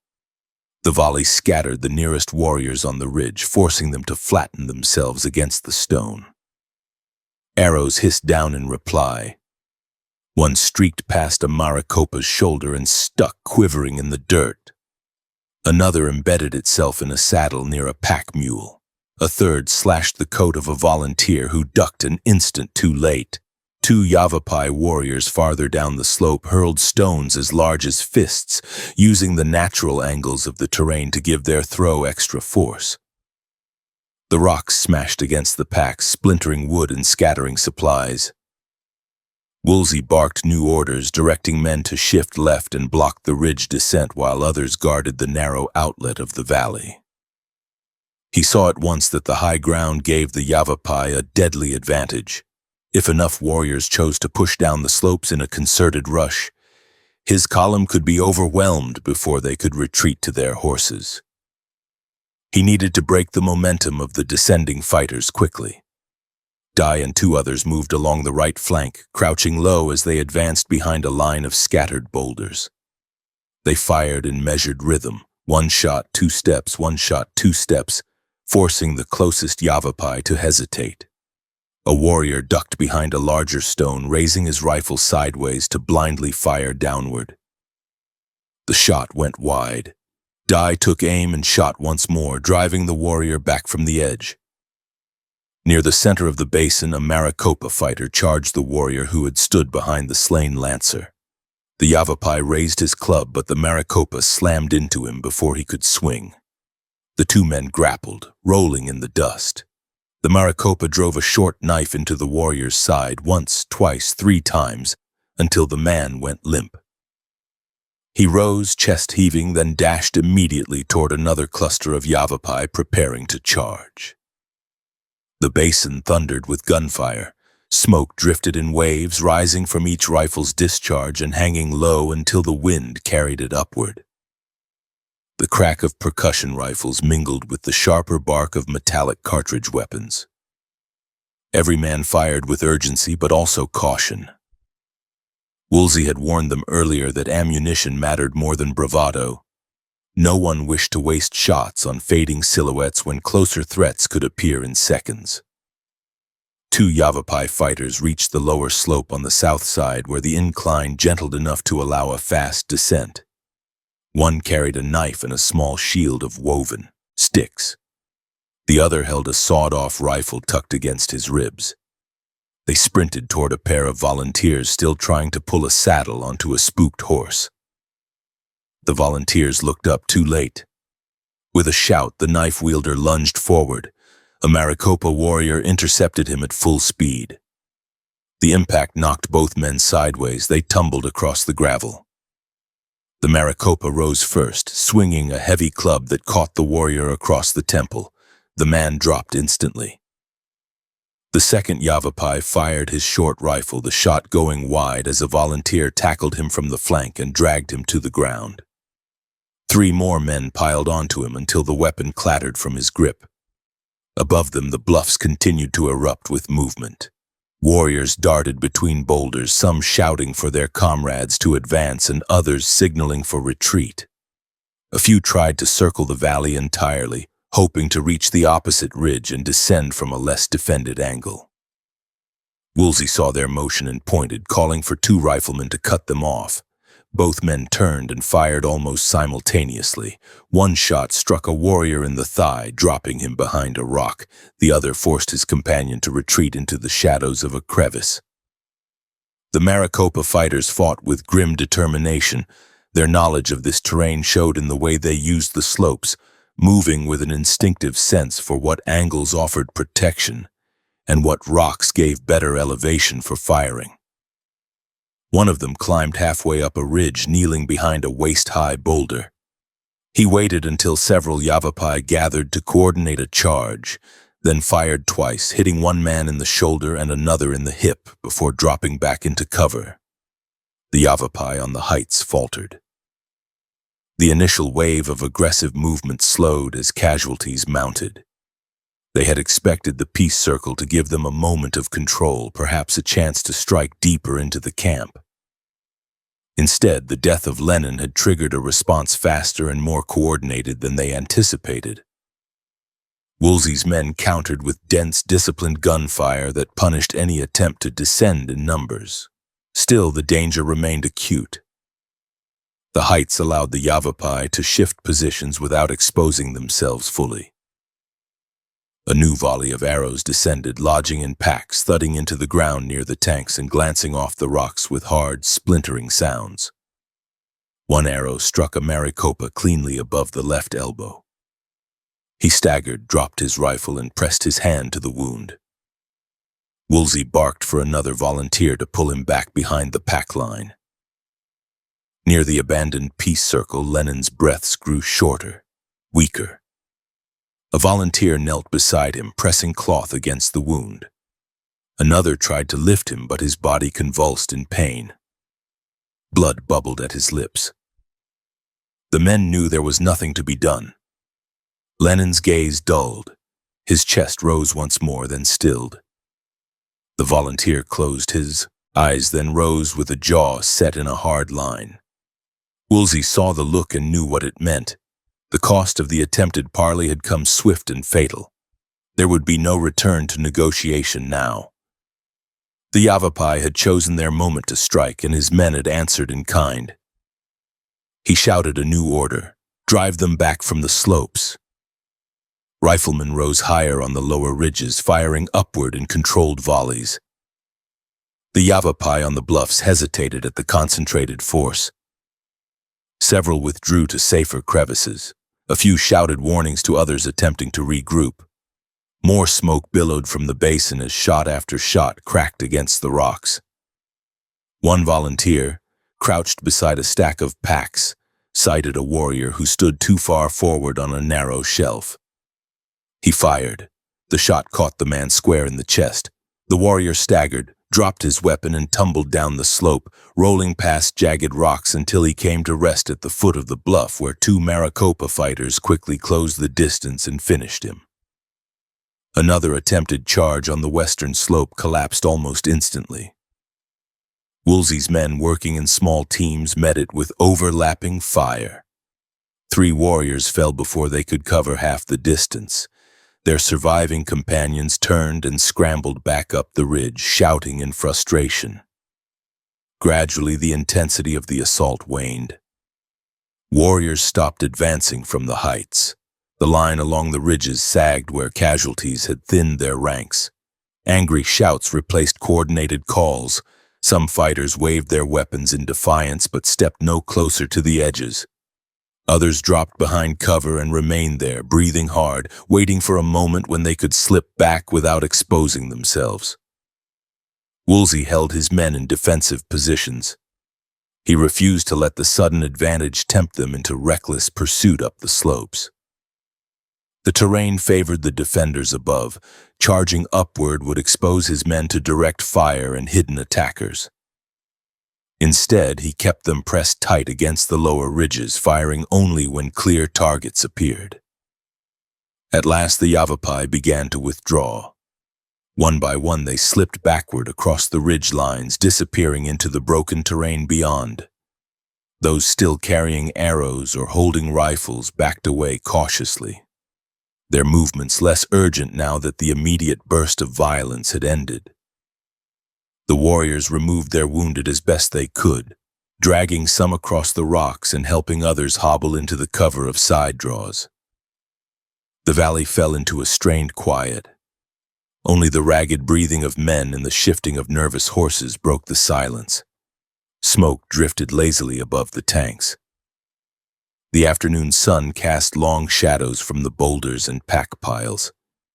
The ground bore new scars, spent casings, fallen arrows, blood pooling near Lenin's body. Woolsey surveyed the scene. Lenin lay motionless, his shirt dark with dried and fresh blood.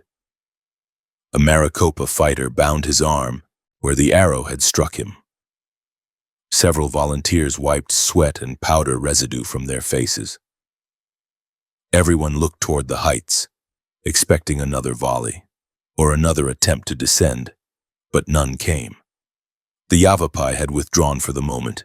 Whether they regrouped on the far side of the ridge or dispersed to warn others remained unknown.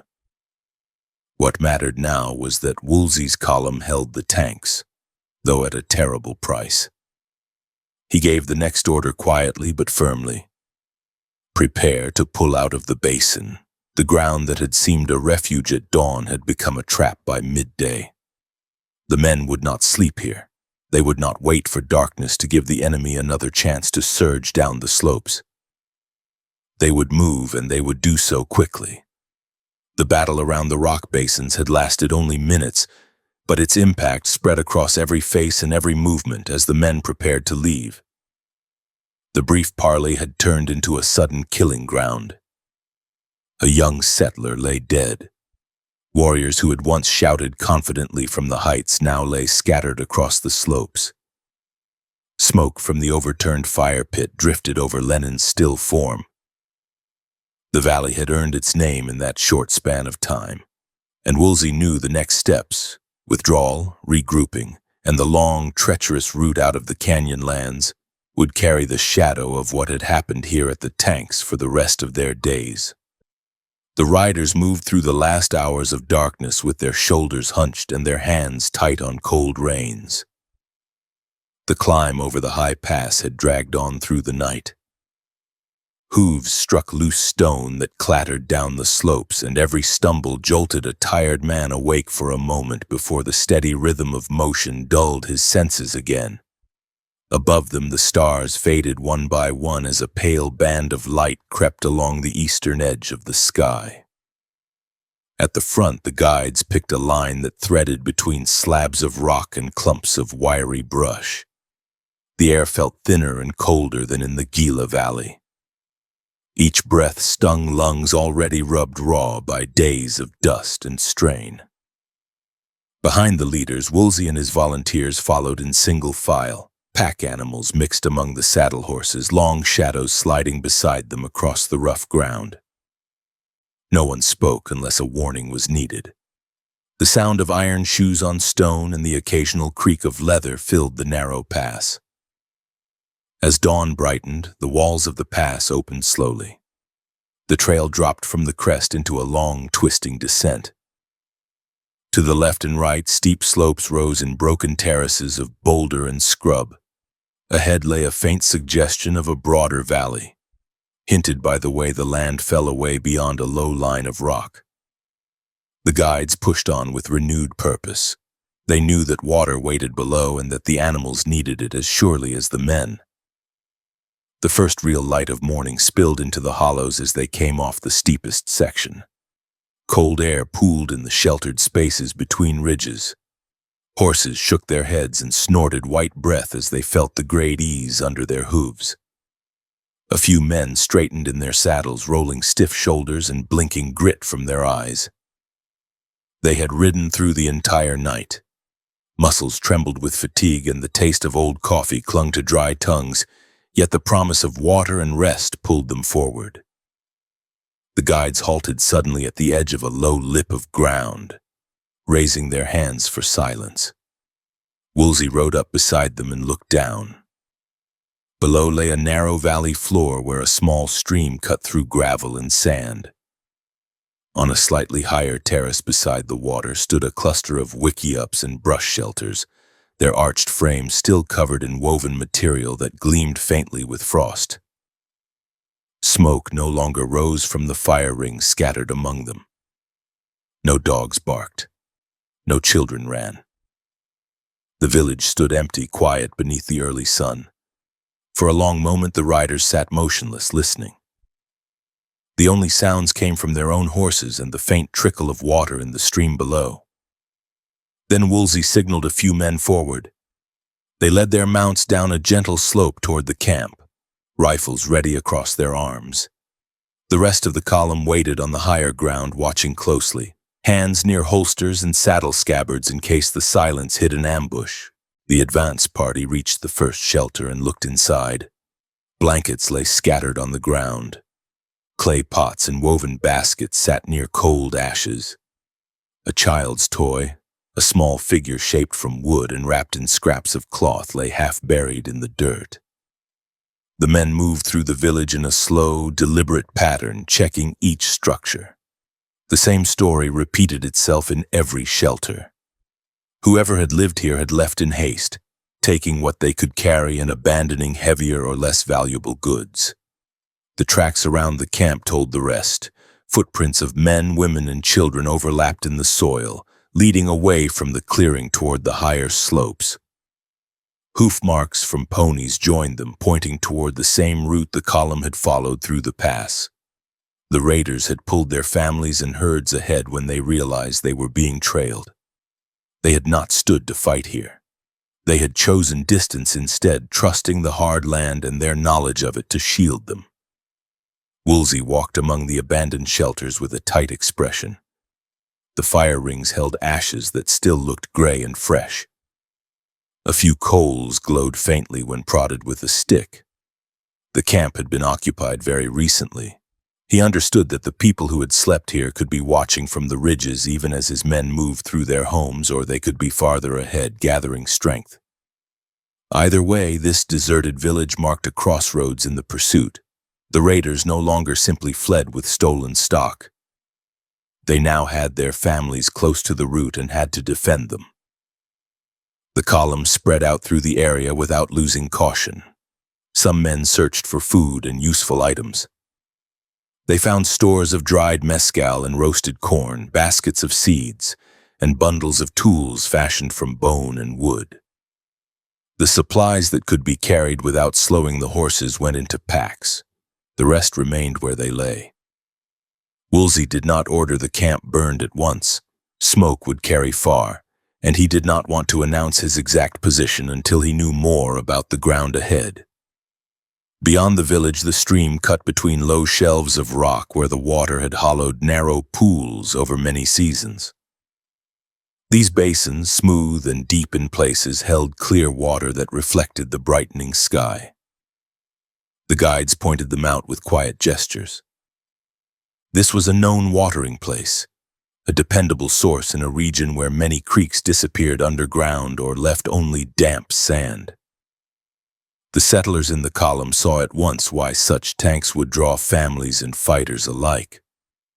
Woolsey led his horse to the largest basin and watched the animal drink, nostrils flaring, muzzle breaking the glassy surface. Men filled canteens and splashed their faces, breathing out slowly as the chill shock cut through the fog of fatigue. For a brief time, the brutal pace of the night ride faded under the simple relief of cold water and the chance to stand on steady ground, without the constant jolt of the saddle. The basin area itself formed a small amphitheater. The stream broadened slightly where it passed through, then narrowed again as it dropped over a shelf farther down. On both sides, slopes rose steeply into ridges lined with boulders and low scrub. The valley floor offered just enough flat space for a camp between the water holes and the first gentle rise of the hill.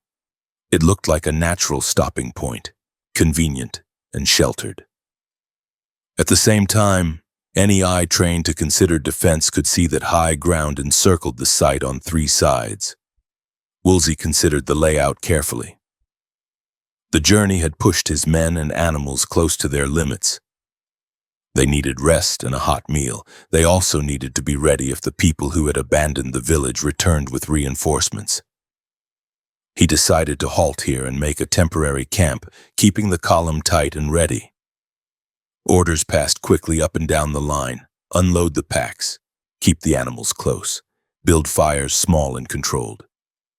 Post guards on the nearer slopes. Men moved to their tasks with weary efficiency. Saddles came off and were stacked near gear piles.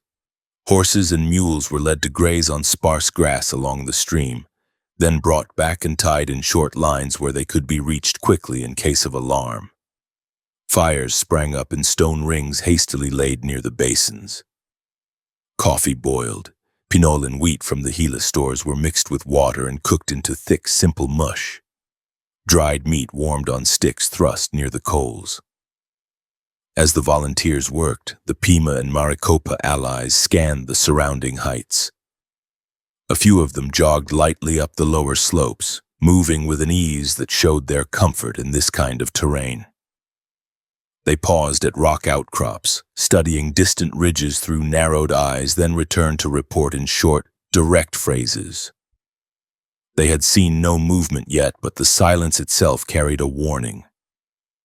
In this country, absence of sound rarely meant absence of watchers. The sun climbed higher. Light poured into the valley, brightening the rock faces and deepening the shadows in crevices and under overhangs. The abandoned wickiups in the village above stood in stark relief now, their curved frames outlined against the pale sky. A few men walked back up to those structures after eating, drawn by curiosity, looking for any sign that might reveal how many families had lived there or where they had gone. They found corn cobs near grinding stones, worn sandals beside door openings, and small personal items that no one would have left behind by choice. Down near the tanks, weapons lay within easy reach of every man. Rifles rested on blankets or against packs. Revolvers sat on belts that had not been unbuckled even when men squatted to eat. Woolsey moved constantly through the camp, checking placements, instructing guards to watch specific lines of approach, and reminding everyone to stay alert. The more he studied the rim of the valley, the more he recognized the risk of their position. Every boulder and stunted tree on the heights could hide a rifleman. Every narrow opening at the head of a side draw could spit out attackers with little warning. Late in the morning, a Maricopa scout on the eastern slope froze, staring toward a distant right-hand ridge. He raised his arm and called down in his own language. Men below felt the tone before they understood the words. They snatched up rifles and turned toward the direction he indicated. On the skyline, a dark figure appeared, then another, then several more. Warriors stood along the crest, silhouettes sharp against the clear sky, their weapons visible as thin lines at their sides. For a few breaths, nothing moved except the riders in camp as they shifted to face this new threat. Then a long, piercing yell carried down from the ridge. It echoed off the rock walls and rolled along the valley like a raw challenge. Other voices joined it, higher and lower, weaving into a chorus of war cries that raised the hairs on every neck in the basin. The horses stamped and tossed their heads, sensing the tension in the men who held their reins. Woolsey stepped out into clearer view near the center of the camp, looking up calmly at the figures on the rim. He counted as many as he could at a glance. The first group alone numbered more than a dozen. As his eyes adjusted, he saw more shapes moving into position along the neighboring slopes. The raiders who had abandoned the village had not fled blindly. They had moved into the heights, gathered their fighters, and now stood all around the watering place, looking down on the column caught below. Smoke rose suddenly from a point farther along the ridge, a thin column that climbed straight into the still air. Another puff answered from a distant outcrop. Signal fires burned bright in the midday light, sending word down the valley and across unseen gullies. Woolsey understood what those signals meant. More warriors would converge on this valley as quickly as feet could carry them. The ring on the heights would thicken. Any attempt to leave without a plan would turn into a retreat under fire. The men below felt the net tightening. A few shifted reflexively toward their horses, then checked themselves at the sight of Woolsey standing firm. He ordered them into positions that used what little cover the valley floor offered. Some knelt behind packs piled near the tanks. Others moved a short distance up the lower slopes to take advantage of rocks and brush, careful not to expose themselves against the sky. The Maricopa allies took positions that allowed them to watch specific ridges, bows, and rifles ready. From above, the warriors shouted words that carried even if every phrase was not understood. Accusations fell from the heights, sharp and angry, directed at the men who had followed the trail this far. They spoke of stolen land, of repeated intrusions, of blood already spilled in other canyons and on other ridges. The voices came from many throats, forming an unbroken ring of defiance around the camps at the tanks. One figure stepped farther out on a projecting rock shelf than the rest. He wore a blanket thrown back from his shoulders and carried himself with the authority of a leader. His gestures cut the air with clear intent. Even without following every word, the men in the basin recognized the pattern of his speech. He named the theft at People's Ranch and the long pursuit. He admitted nothing like guilt, framing the raids as rightful seizures from invaders. He pointed down at the men in the basin and boasted of the warriors gathered on the heights, confident in the advantage of numbers and ground. The exchange did not yet take the form of a parley. There was no neutral space between the two forces, no individuals walking unarmed into the open to talk. Instead, it felt like the opening exchange in a siege. The men at the tanks drank in every detail. They marked where each cluster of warriors stood. They counted weapons as best they could. They measured the distance between the rock shelf where the leader spoke and the nearest rifles in the basin, calculating whether a shot from below could reach him cleanly or whether the angle gave him too much protection. Time stretched as the sun climbed toward its highest point. The horses shifted nervously, sensing the tension that gripped every hand on their reins. Flies buzzed near the water's edge, oblivious to the human standoff. The abandoned village above stood silent witness to the confrontation taking shape below. The raiders held the heights. Woolsey's men held the tanks. Neither side fired. Instead, they tested one another with shouted words and steady stares, each trying to read the intention behind the other's posture. Within the camp, quiet preparations continued under the surface. Cartridge boxes were opened and checked. Powder horns and cap pouches were inspected by the few who still carried older percussion weapons. Maricopa warriors selected points on the slopes where they could scramble upward quickly if a break came. Woolsey walked from group to group, speaking briefly, reminding the men to conserve ammunition if shooting began, and to watch for any sign that the warriors might come down the slopes in force. Gradually, the tone of the shouts from the ridges shifted. The leader on the rock shelf called for an interpreter. Woolsey signaled for the Tonto man who had joined them earlier in the expedition, a figure known among both groups, to come to his side. The possibility of direct negotiation had entered the air. To the warriors above, the valley held a dangerous enemy force within good killing range. To the men below, the encircling ring of fighters presented a threat that could wipe them out if every advantage of terrain and numbers were used. The opening moves had been made at a distance through war cries and bold declarations. Now, with the sun high over, the ridges and heat beginning to press down into the basin, both sides edged toward a different kind of confrontation. The rock basins that had promised simple relief at dawn had become the center of a trap. Water, rest, and shelter came at the price of exposure under the guns and arrows of men who knew every line of the surrounding land. The next word spoken between Woolsey's interpreter and the leader on the rock would decide whether the encircled camp faced immediate attack from the heights or a dangerous invitation to talk peace within reach of the tanks. The gunfire finally faded from the heights above the tanks, leaving only the rasp of wind moving across the rock shelves and the heavy breathing of men who had fought hard and fast. Smoke drifted in uneven wisps from the rifles cooling on the ground. Horses trembled as tension still bled through the camp.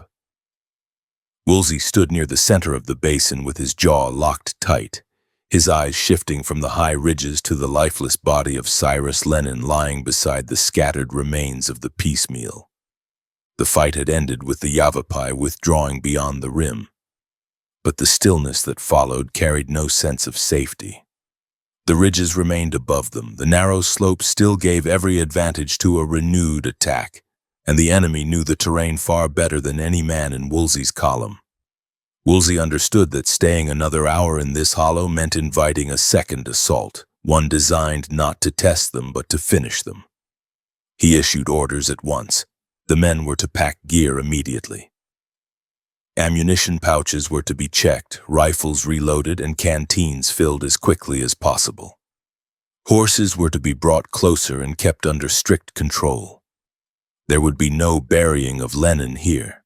They lacked the time, tools, and safety to carve a grave into the hard ground. Instead, the body was wrapped in a blanket and secured across a mule, an arrangement that added weight to the animal but allowed the young settler to be carried home for burial among his own people.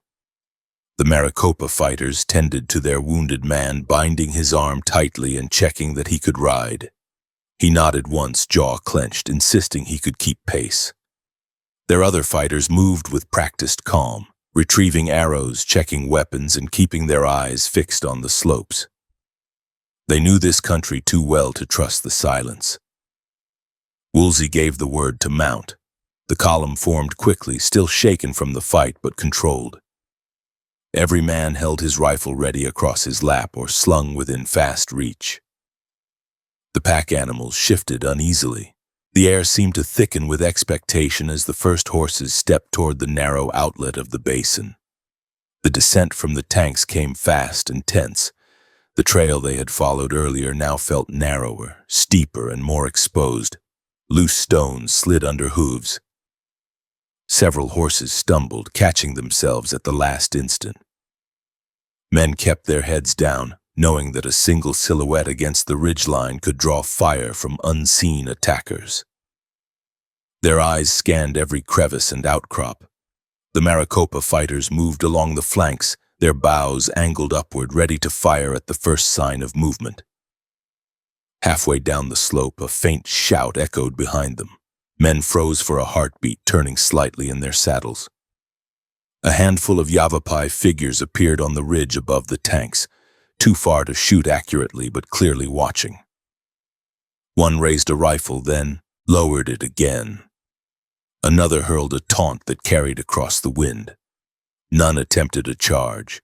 The earlier losses had cost them their momentum and whatever cohesion they had brought into the valley. Still, their presence confirmed that the column remained under observation. Woolsey ordered the men to continue without breaking stride. Stopping meant disaster. Their only safety lay in movement. The trail wound through a narrow defile where towering stone walls pressed close. Sound carried strangely in the confined space, bouncing between the rocks in distorted echoes. Several men gripped reins tighter, knowing how easily an ambush could unfold here. The Maricopa fighters advanced first, slipping from shadow to shadow, scanning above them. They signaled the all-clear only when they reached the far end of the defile and saw no shapes waiting on the bluffs. Once beyond the narrowest part, the trail opened into a long, descending slope, broken by boulders and patches of coarse grass. The horses quickened their pace instinctively, sensing a release from the choke of the canyon. Even so, every rider kept his weapon close, expecting that Yavapai warriors might rush from a side gully or reveal themselves suddenly along the rim. Afternoon shadows lengthened across the land as the column moved steadily away from the tanks. But Woolsey did not allow the pace to slacken. He wanted miles between them and the battlefield before nightfall. The men rode in near silence, their minds replaying the sudden violent collapse of the parley and Lenin's final gasping breaths in the dust. Some felt anger. Others felt grim resignation. All understood how narrowly they had escaped a slaughter. By late afternoon, the column reached a bend in the terrain where tall ridges divided into a series of smaller hills. The guides recognized the place and paused to orient themselves. They spoke briefly with Woolsey, pointing toward a line of terrain that would lead them out of the most dangerous country and back toward the direction of the Gila villages. Woolsey agreed, and the column angled southwest. The next hours passed in a blur of cautious riding and constant backward glances. At one point, a small cluster of Yavapai appeared on a distant ridge. They followed at a loose distance, never closing in, never falling entirely back. Their presence served as a reminder that this withdrawal could turn violent at any moment if the warriors chose to gather again in strength. Night approached rapidly. Woolsey finally called a halt near a sheltered rise where scrub oak and scattered boulders offered some protection. The camp was set without fires. No one wanted to cast smoke or light that could draw enemy eyes from miles away. The men ate in silence. Cold food, dry pinole, jerky toughened by age and trail dust. Horses were tied short and kept close. A double ring of sentries was posted, including both volunteers and Maricopa fighters. The night passed without attack. The only sounds were the shifting of horses and the occasional whisper between sentries. But the knowledge that the Yavapai watched from somewhere in the dark kept everyone awake longer than exhaustion should have allowed. When sleep came, it was shallow and restless. Morning broke on January 25th with a brittle chill. Woolsey woke the men early and ordered an immediate departure. They climbed into the saddles with stiff muscles, tightening cinches with hands that still bore powder burns from the fight. The Maricopa fighters took one last look at the ridges to the northeast, then signaled that the way remained clear. For several miles, the column moved without interruption. The land began to open. The steep ridges gave way gradually to rolling slopes and wider valleys. Still, no one relaxed. The Yavapai shadowing them had disappeared, but the memory of the tanks, and of how quickly calm had turned into bloodshed, hung heavily over the group. Near midday, they reached a point where the terrain allowed a broader view of the country behind them. Men paused briefly to scan the horizon. No shapes moved along the ridgelines. No signals rose in the sky. The basin that had nearly trapped them now lay far enough back that even the bravest pursuer would need half a day to close the gap. Woolsey permitted a short rest here. Horses drank from a shallow pool. Men filled canteens. No one sat long. They resumed the march before the sun climbed much higher. That afternoon, the Maricopa fighters announced their intention to turn back. Their duty to their villages took precedence now that the immediate threat had passed. Woolsey thanked them with firm, direct words. Their support had made the difference between retreat and annihilation. The Maricopa nodded once, accepting the sentiment without ceremony. They departed without lingering, moving at a swift trot across familiar ground that carried them west toward the river settlements. The column continued its slow descent without them. The loss of the Maricopa guides left the volunteers more exposed, yet the land now presented fewer natural choke points. The men rode in a tighter formation, scanning the slopes with greater vigilance. On the evening of January 26th, the column reached flatter ground cut by seasonal washes. They camped here, again without firelight. The exhaustion of 2 weeks on the trail and the shock of the tanks had changed the company. Conversation grew sparse. Men spoke only when necessary. Lennon's death weighed heavily. Several volunteers who had known him longer than Woolsey now sat apart from the others, taking turns watching over the mule that carried his body. The march resumed the next morning and continued for 3 more days. The land grew more forgiving with each mile. Mesquite dotted the lower flats. Dry washes deepened into channels where hardpan gave way to coarse sand. The wind carried the distant scent of the Gila River. As they approached the familiar farmland of the Pima villages, the men began to feel a slow loosening of the tightness that had gripped them since the fight. When they reached the villages, the Pima community greeted them with concern and recognition. Woolsey reported the fight in the basin in concise terms. The attempted parley, the sudden killing of Lennon, the volley of gunfire, the retreat under threat. The Pima elders listened, their expressions grave. They supplied fresh food, water, and shelter for a night's rest. On January 28th, the column turned north toward the Prescott country. Their pace improved with each mile as the horses recovered and the terrain widened. The threat of pursuit had dwindled to almost nothing. By February 3rd, the familiar ridges and timbered slopes above Granite Creek announced that they had reached the settled edge of the central Arizona frontier. The column rode into Prescott worn, dust-covered, and hardened in ways that did not require words. Townspeople gathered as they passed. Woolsey dismounted first, removing Lennon's body from the mule with the help of 2 volunteers. Word spread quickly of the fight in the narrow valley, the sudden treachery, the volley of gunfire that had killed many warriors, and the long withdrawal through dangerous ground. Letters would soon carry the story across the territory, framing the tanks as a victory, a narrow one, but decisive. Privately, every man who had stood in that basin understood how close they had come to being cut down in a place where the enemy held every advantage. But they had survived. They had returned.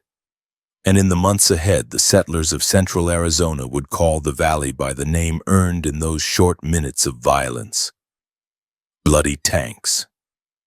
Woolsey had no time to dwell on the name. Supplies needed replacing. Horses needed tending, reports needed writing. And the wider conflict between settlers and the Yavapai had only deepened. The road home had ended, but the consequences of the tanks would stretch far beyond the winter of 1864. The retreat had marked only the first turn in a longer war. February 3rd, 1864. Prescott stirred early as word of Woolsey's return traveled from cabin to cabin. A thin winter sun glowed over the clustered buildings, catching the breath of men who stepped outside to see the dust-covered riders leading tired horses toward the center of town. No triumphant shouting rose from the volunteers. Their faces carried the strain of a long pursuit, the shock of sudden violence, and the heavy weight of a comrade's death. Woolsey rode at the front with a posture that revealed exhaustion only in the stiffness of his shoulders. Lennon's shrouded body had been taken down from the mule and carried into a small cabin reserved for such grim duties. A somber knot of volunteers gathered around the door, waiting their turn to step inside. The silence around them said more than any report or letter could convey. Prescott had seen loss before, but the sudden killing of a young settler during a peace circle struck deeply at the core of the community. Woolsey gave the men time to settle before he met with the territorial officials and military officers present in Prescott. They gathered in a drafty room in the log structure that served as a civic office. Smoke from the stove drifted in thin ribbons toward the rafters. Maps lay across a rough table weighted down by stones. The men around him listened intently as Woolsey described the pursuit. The theft at People's Ranch, the 17 days across rivers and canyons, the deserted village, the basin with the rock tanks, and the treacherous lance that had ended Lennon's life. He reported the Yavapai claims, their boast of numbers, and their attempted intimidation from the bluffs. He recounted the moment of the parley's collapse with a steadiness that masked the fury he had felt when Lennon fell.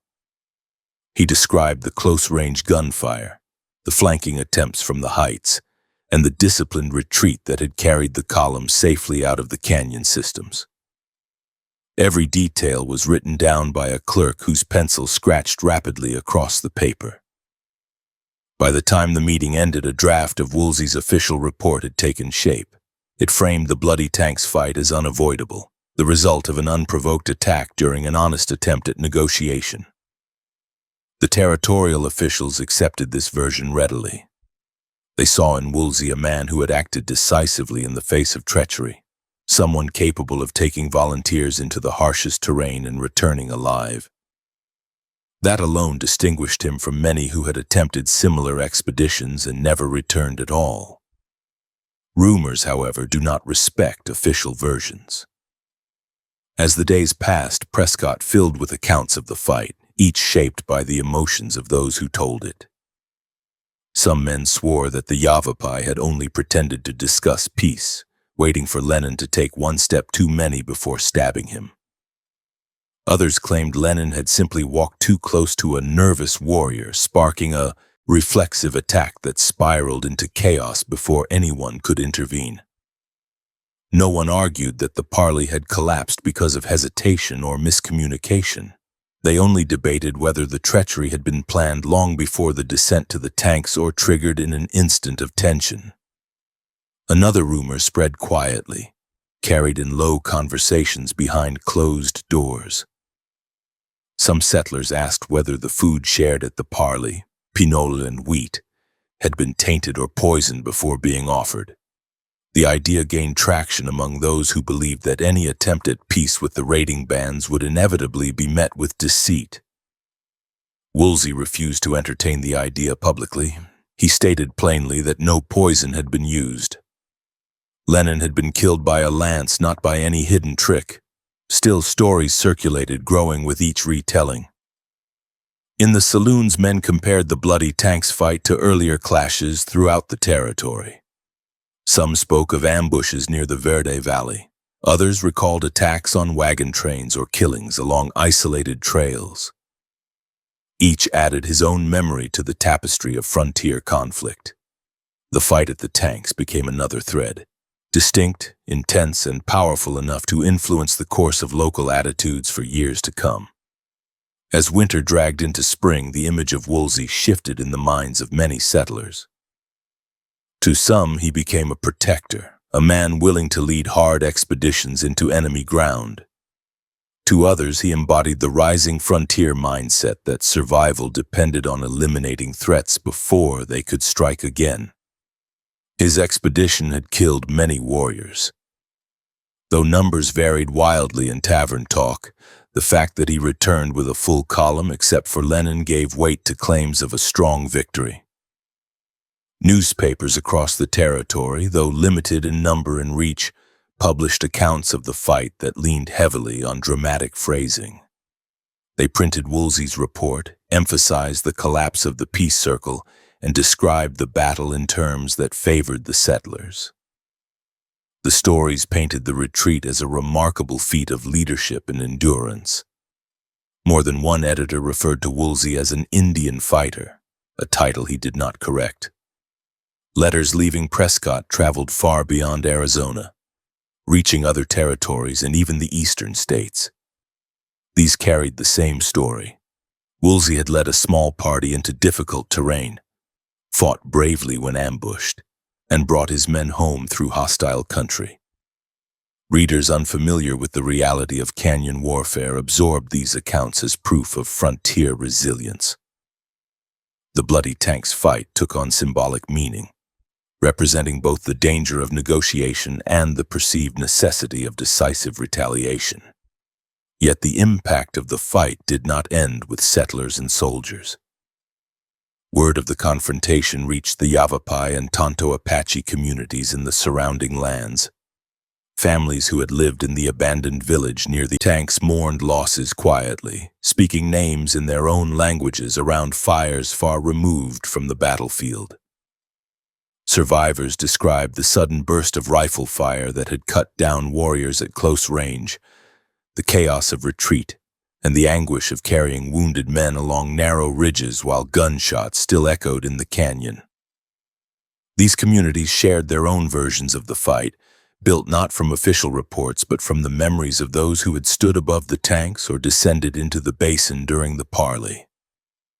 Some insisted that the lance strike had been meant as a warning, not a killing blow.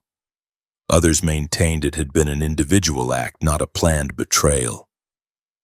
But no one doubted the outcome. Many of their men had died. The settlers had escaped. Future encounters would not involve shared meals or diplomatic exchanges. Woolsey, meanwhile, did not remain idle. As spring advanced, he organized another expedition. This time entering territory farther south and east. He carried the lessons of the tanks with him. He kept his riders tight, forbade unnecessary risks, and watched for ambushes with sharper eyes than before.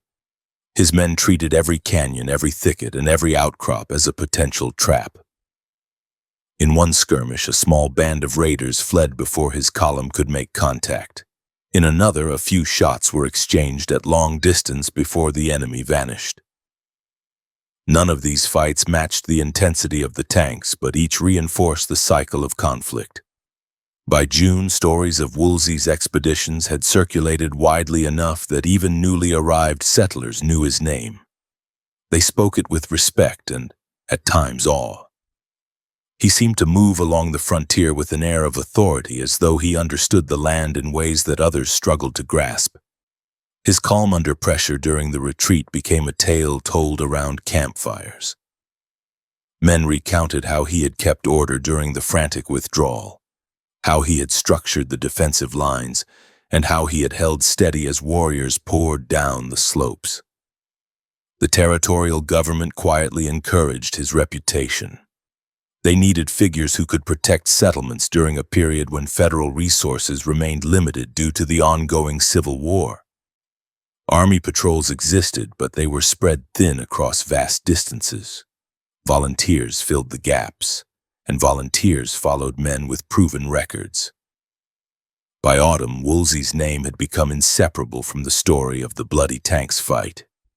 He received requests for advice, assistance, and leadership in local conflicts. Other ranchers asked him to help form defensive groups. Miners requested escorts for pack trains. Officials sought his input on potential treaties, though none of these negotiations moved forward meaningfully. Meanwhile, the story of Lennon's death hardened into a local legend. His grave in Prescott became a place where newcomers paused, tracing the letters carved into the wood, hearing the tale of how a young settler had been struck down during a peace circle by warriors who had used the parley as a ruse. The men who had ridden with Woolsey never forgot the moment. Some spoke of it rarely. Others repeated it often, threading sorrow with anger. Many believed that any future attempt at negotiation would risk the same outcome. As winter returned near the end of 1864, the events at the tanks still shaped discussions across the territory. Settlers referenced the fight when petitioning for military support. Editorials in the limited newspapers used the battle as a justification for stronger campaigns against raiding bands. And among the native communities, the memory served as a stark reminder of the dangers of trusting men who traveled far into their lands with guns and riders marked by frontier desperation. The name Bloody Tanks spread slowly during this period, spoken first by the survivors of the fight, then adopted by the miners and ranchers who heard the story. The name fit. The valley had seen the blood of both sides spilled across the stone basins and scattered along the slopes. It captured the sudden violence, the confusion, and the weight of Lennon's final moments. The name would remain tied to that small valley long after the men who survived the battle had passed into history. By December of 1864, Woolsey's place in the frontier narrative had solidified. Some praised him. Others feared what his growing influence suggested about future conflicts. But all agreed on one point.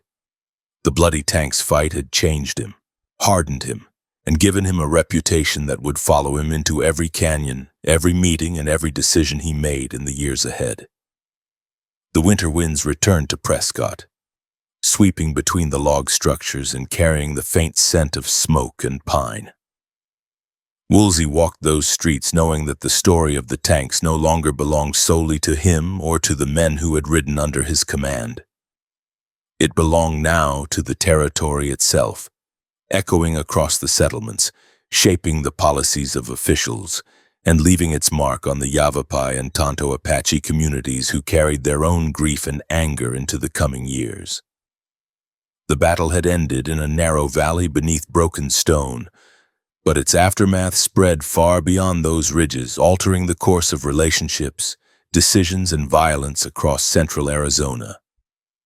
And the name Bloody Tanks, once spoken only among the men who had stood beside the waterholes, had become a permanent part of the land's memory.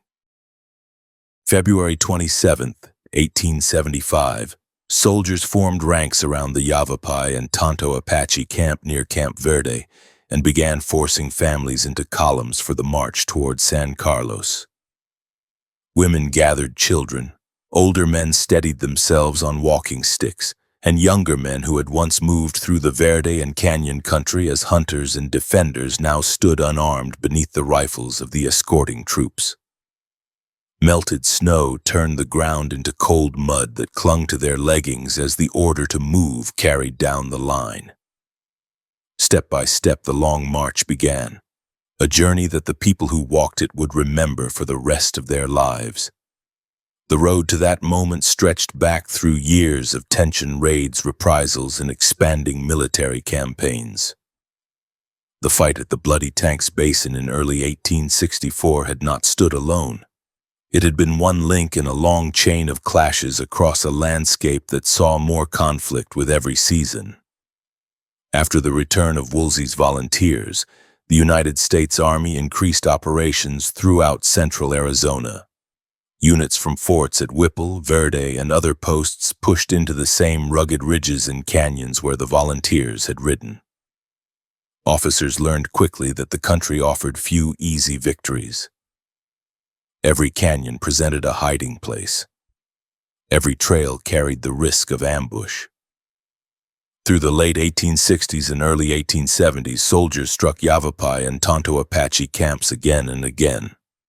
Camps along the Verde River and the Bradshaw Mountains and east toward the Salt River were overrun or destroyed. Entire family groups fled deeper into the country, moving from hidden springs to fortified rock shelters. They carried stories of earlier fights, including the loss at the rock basins where the peace circle had dissolved into sudden killing. To them, each attack blended into the next, forming an unbroken stretch of hardship and fear. The cycle of conflict escalated when General George Crook arrived to take command of operations in Arizona. Crook brought organized scouting parties led by native guides who knew the canyons with precision. His campaigns pushed into the Tonto Basin and the upper Salt River country, climbing into cliff systems where escaping families had taken refuge. Several battles during this period brought devastating losses. At one cavern high above the Salt River, soldiers fired into a rock shelter until dozens of Yavapai who had gathered there lay dead. In another canyon, families were cornered on ledges where escape proved impossible. These confrontations broke the cohesion of many remaining groups who had resisted settlement for years. Meanwhile, life on the designated reservations grew more restricted. After early agreements placed Yavapai and Tonto Apache families on lands near the Verde River, conditions deteriorated rapidly. Food deliveries arrived inconsistently. Disease spread easily in crowded encampments. The land provided little of the familiar seasonal range that had once sustained them. Families accustomed to traveling widely across the Massacre Mountains, the Verde Valley, and the Tonto Basin found themselves confined to a narrow stretch of river bottom. In early 1875, the order came to dissolve the Verde reservations entirely and move every man, woman, and child to San Carlos. Soldiers arrived with instructions to begin the march immediately. The distance stretched roughly 200 miles. The trail ran through winter storms, swollen streams, and open ground with no shelter. People walked through cold rain and biting wind. Many fell ill. Some died along the route. Those who reached San Carlos arrived exhausted, weakened, and far from the land that had shaped every part of their lives. At San Carlos, the relocated Yavapai and Tonto Apache joined other groups who had been forced into the same restricted area. The terrain differed sharply from their home country. The climate was harsher, the soil poorer, and the resources too few for the number of people crowded there. Illness struck often. Supplies did not always meet the need. The transition from broad homelands to controlled reservation boundaries altered every aspect of daily life. Even far from their canyons, families continued to share stories of the years that led them to this place. Around fires at San Carlos, elders described the sudden violence at the rock basins, the gunfire that had erupted during the attempted peace circle, and the warriors who had fallen on the surrounding ridges. They placed the Bloody Tanks fight within a larger timeline of hardship that included forced relocations, winter battles, destroyed camps, and the loss of long-traveled trails. The Valley of the Rock Basins became one of the many locations remembered as marking a turning point in their struggle to keep their families safe. As the 1870s progressed, settlers reshaped many lands that had been cleared of native inhabitants. The Verde Valley became farmland for incoming ranchers. Irrigation ditches originally dug under native management passed into the hands of new owners. Stage routes and freight roads carved fresh lines across the old hunting paths. Later mining towns developed along creeks and ridges once used for seasonal camps. The transformation of the land advanced with each passing year. Farther southeast, in the region where the town of Miami would eventually rise, another site earned the name Bloody Tanks. Accounts from that area described an encounter between Woolsey's party and Tonto Apaches near a creek that held a series of natural rock basins. A parley was arranged there as well, and the meeting ended in abrupt violence that left the creek stained with blood. Local memory attached the name to that wash, and as mining towns expanded, Bloody Tanks Wash became a geographic reference point. Travelers who heard the name asked for the story, and residents repeated, versions shaped by both settler and local native recollections. Over time, stories from the two Bloody Tanks locations blended and diverged in confusing ways. Some writers placed the original 1864 fight near the later town site of Miami. Others insisted that the correct location lay in canyon systems farther north. Still others tied the name to Fish Creek Canyon in the rugged Superstition region. As decades passed, accounts shifted with the memories of those who repeated them. What stayed constant was the description of a parley that ended in close gunfire and the claim that blood had pooled or run through the stone basins. The question of poisoned pignol and tainted food also became part of the later narrative. Some stories claimed settlers used poisoned grain or sweets to kill additional Apache leaders during a parley. Other accounts rejected that entirely, stating that no early documents mentioned such an act. These conflicting versions persisted for generations. The lack of conclusive early evidence left room for ongoing debate, and community memory held on to both possibilities depending on who told the story and why. By the late 19th century, Woolsey's reputation grew among non-native settlers. Local histories portrayed him as a tough frontier figure whose expeditions represented the territorial struggle for survival during a violent period. His name appeared in county histories, place names, and accounts that framed him as a man who pushed deep into enemy ground and returned with valuable information or decisive results. Some viewed him with admiration. Others recognized that his expeditions had intensified conflicts that later led to harsher military campaigns. Within Yavapai and Tonto Apache communities, Woolsey's name carried a different meaning. Stories passed down through families portrayed him as one of several leaders whose actions had brought gunfire, broken agreements, or sudden attacks into their homelands. The Bloody Tanks fight, the raids near the Verde, and the forced march to San Carlos remained chapters in a painful collective history. As the 20th century began, survivors of the 1875 march and the earlier canyon battles grew fewer. Their children and grandchildren began recording oral histories, preserving names, locations, and memories of the years before removal. Many families expressed a determination to reclaim parts of their homelands, and over time some descendants returned to areas around the Verde Valley. After the reservation boundaries changed again, public understanding also shifted. Museums, tribal cultural centers, and historians began presenting more complete accounts of the territorial conflicts.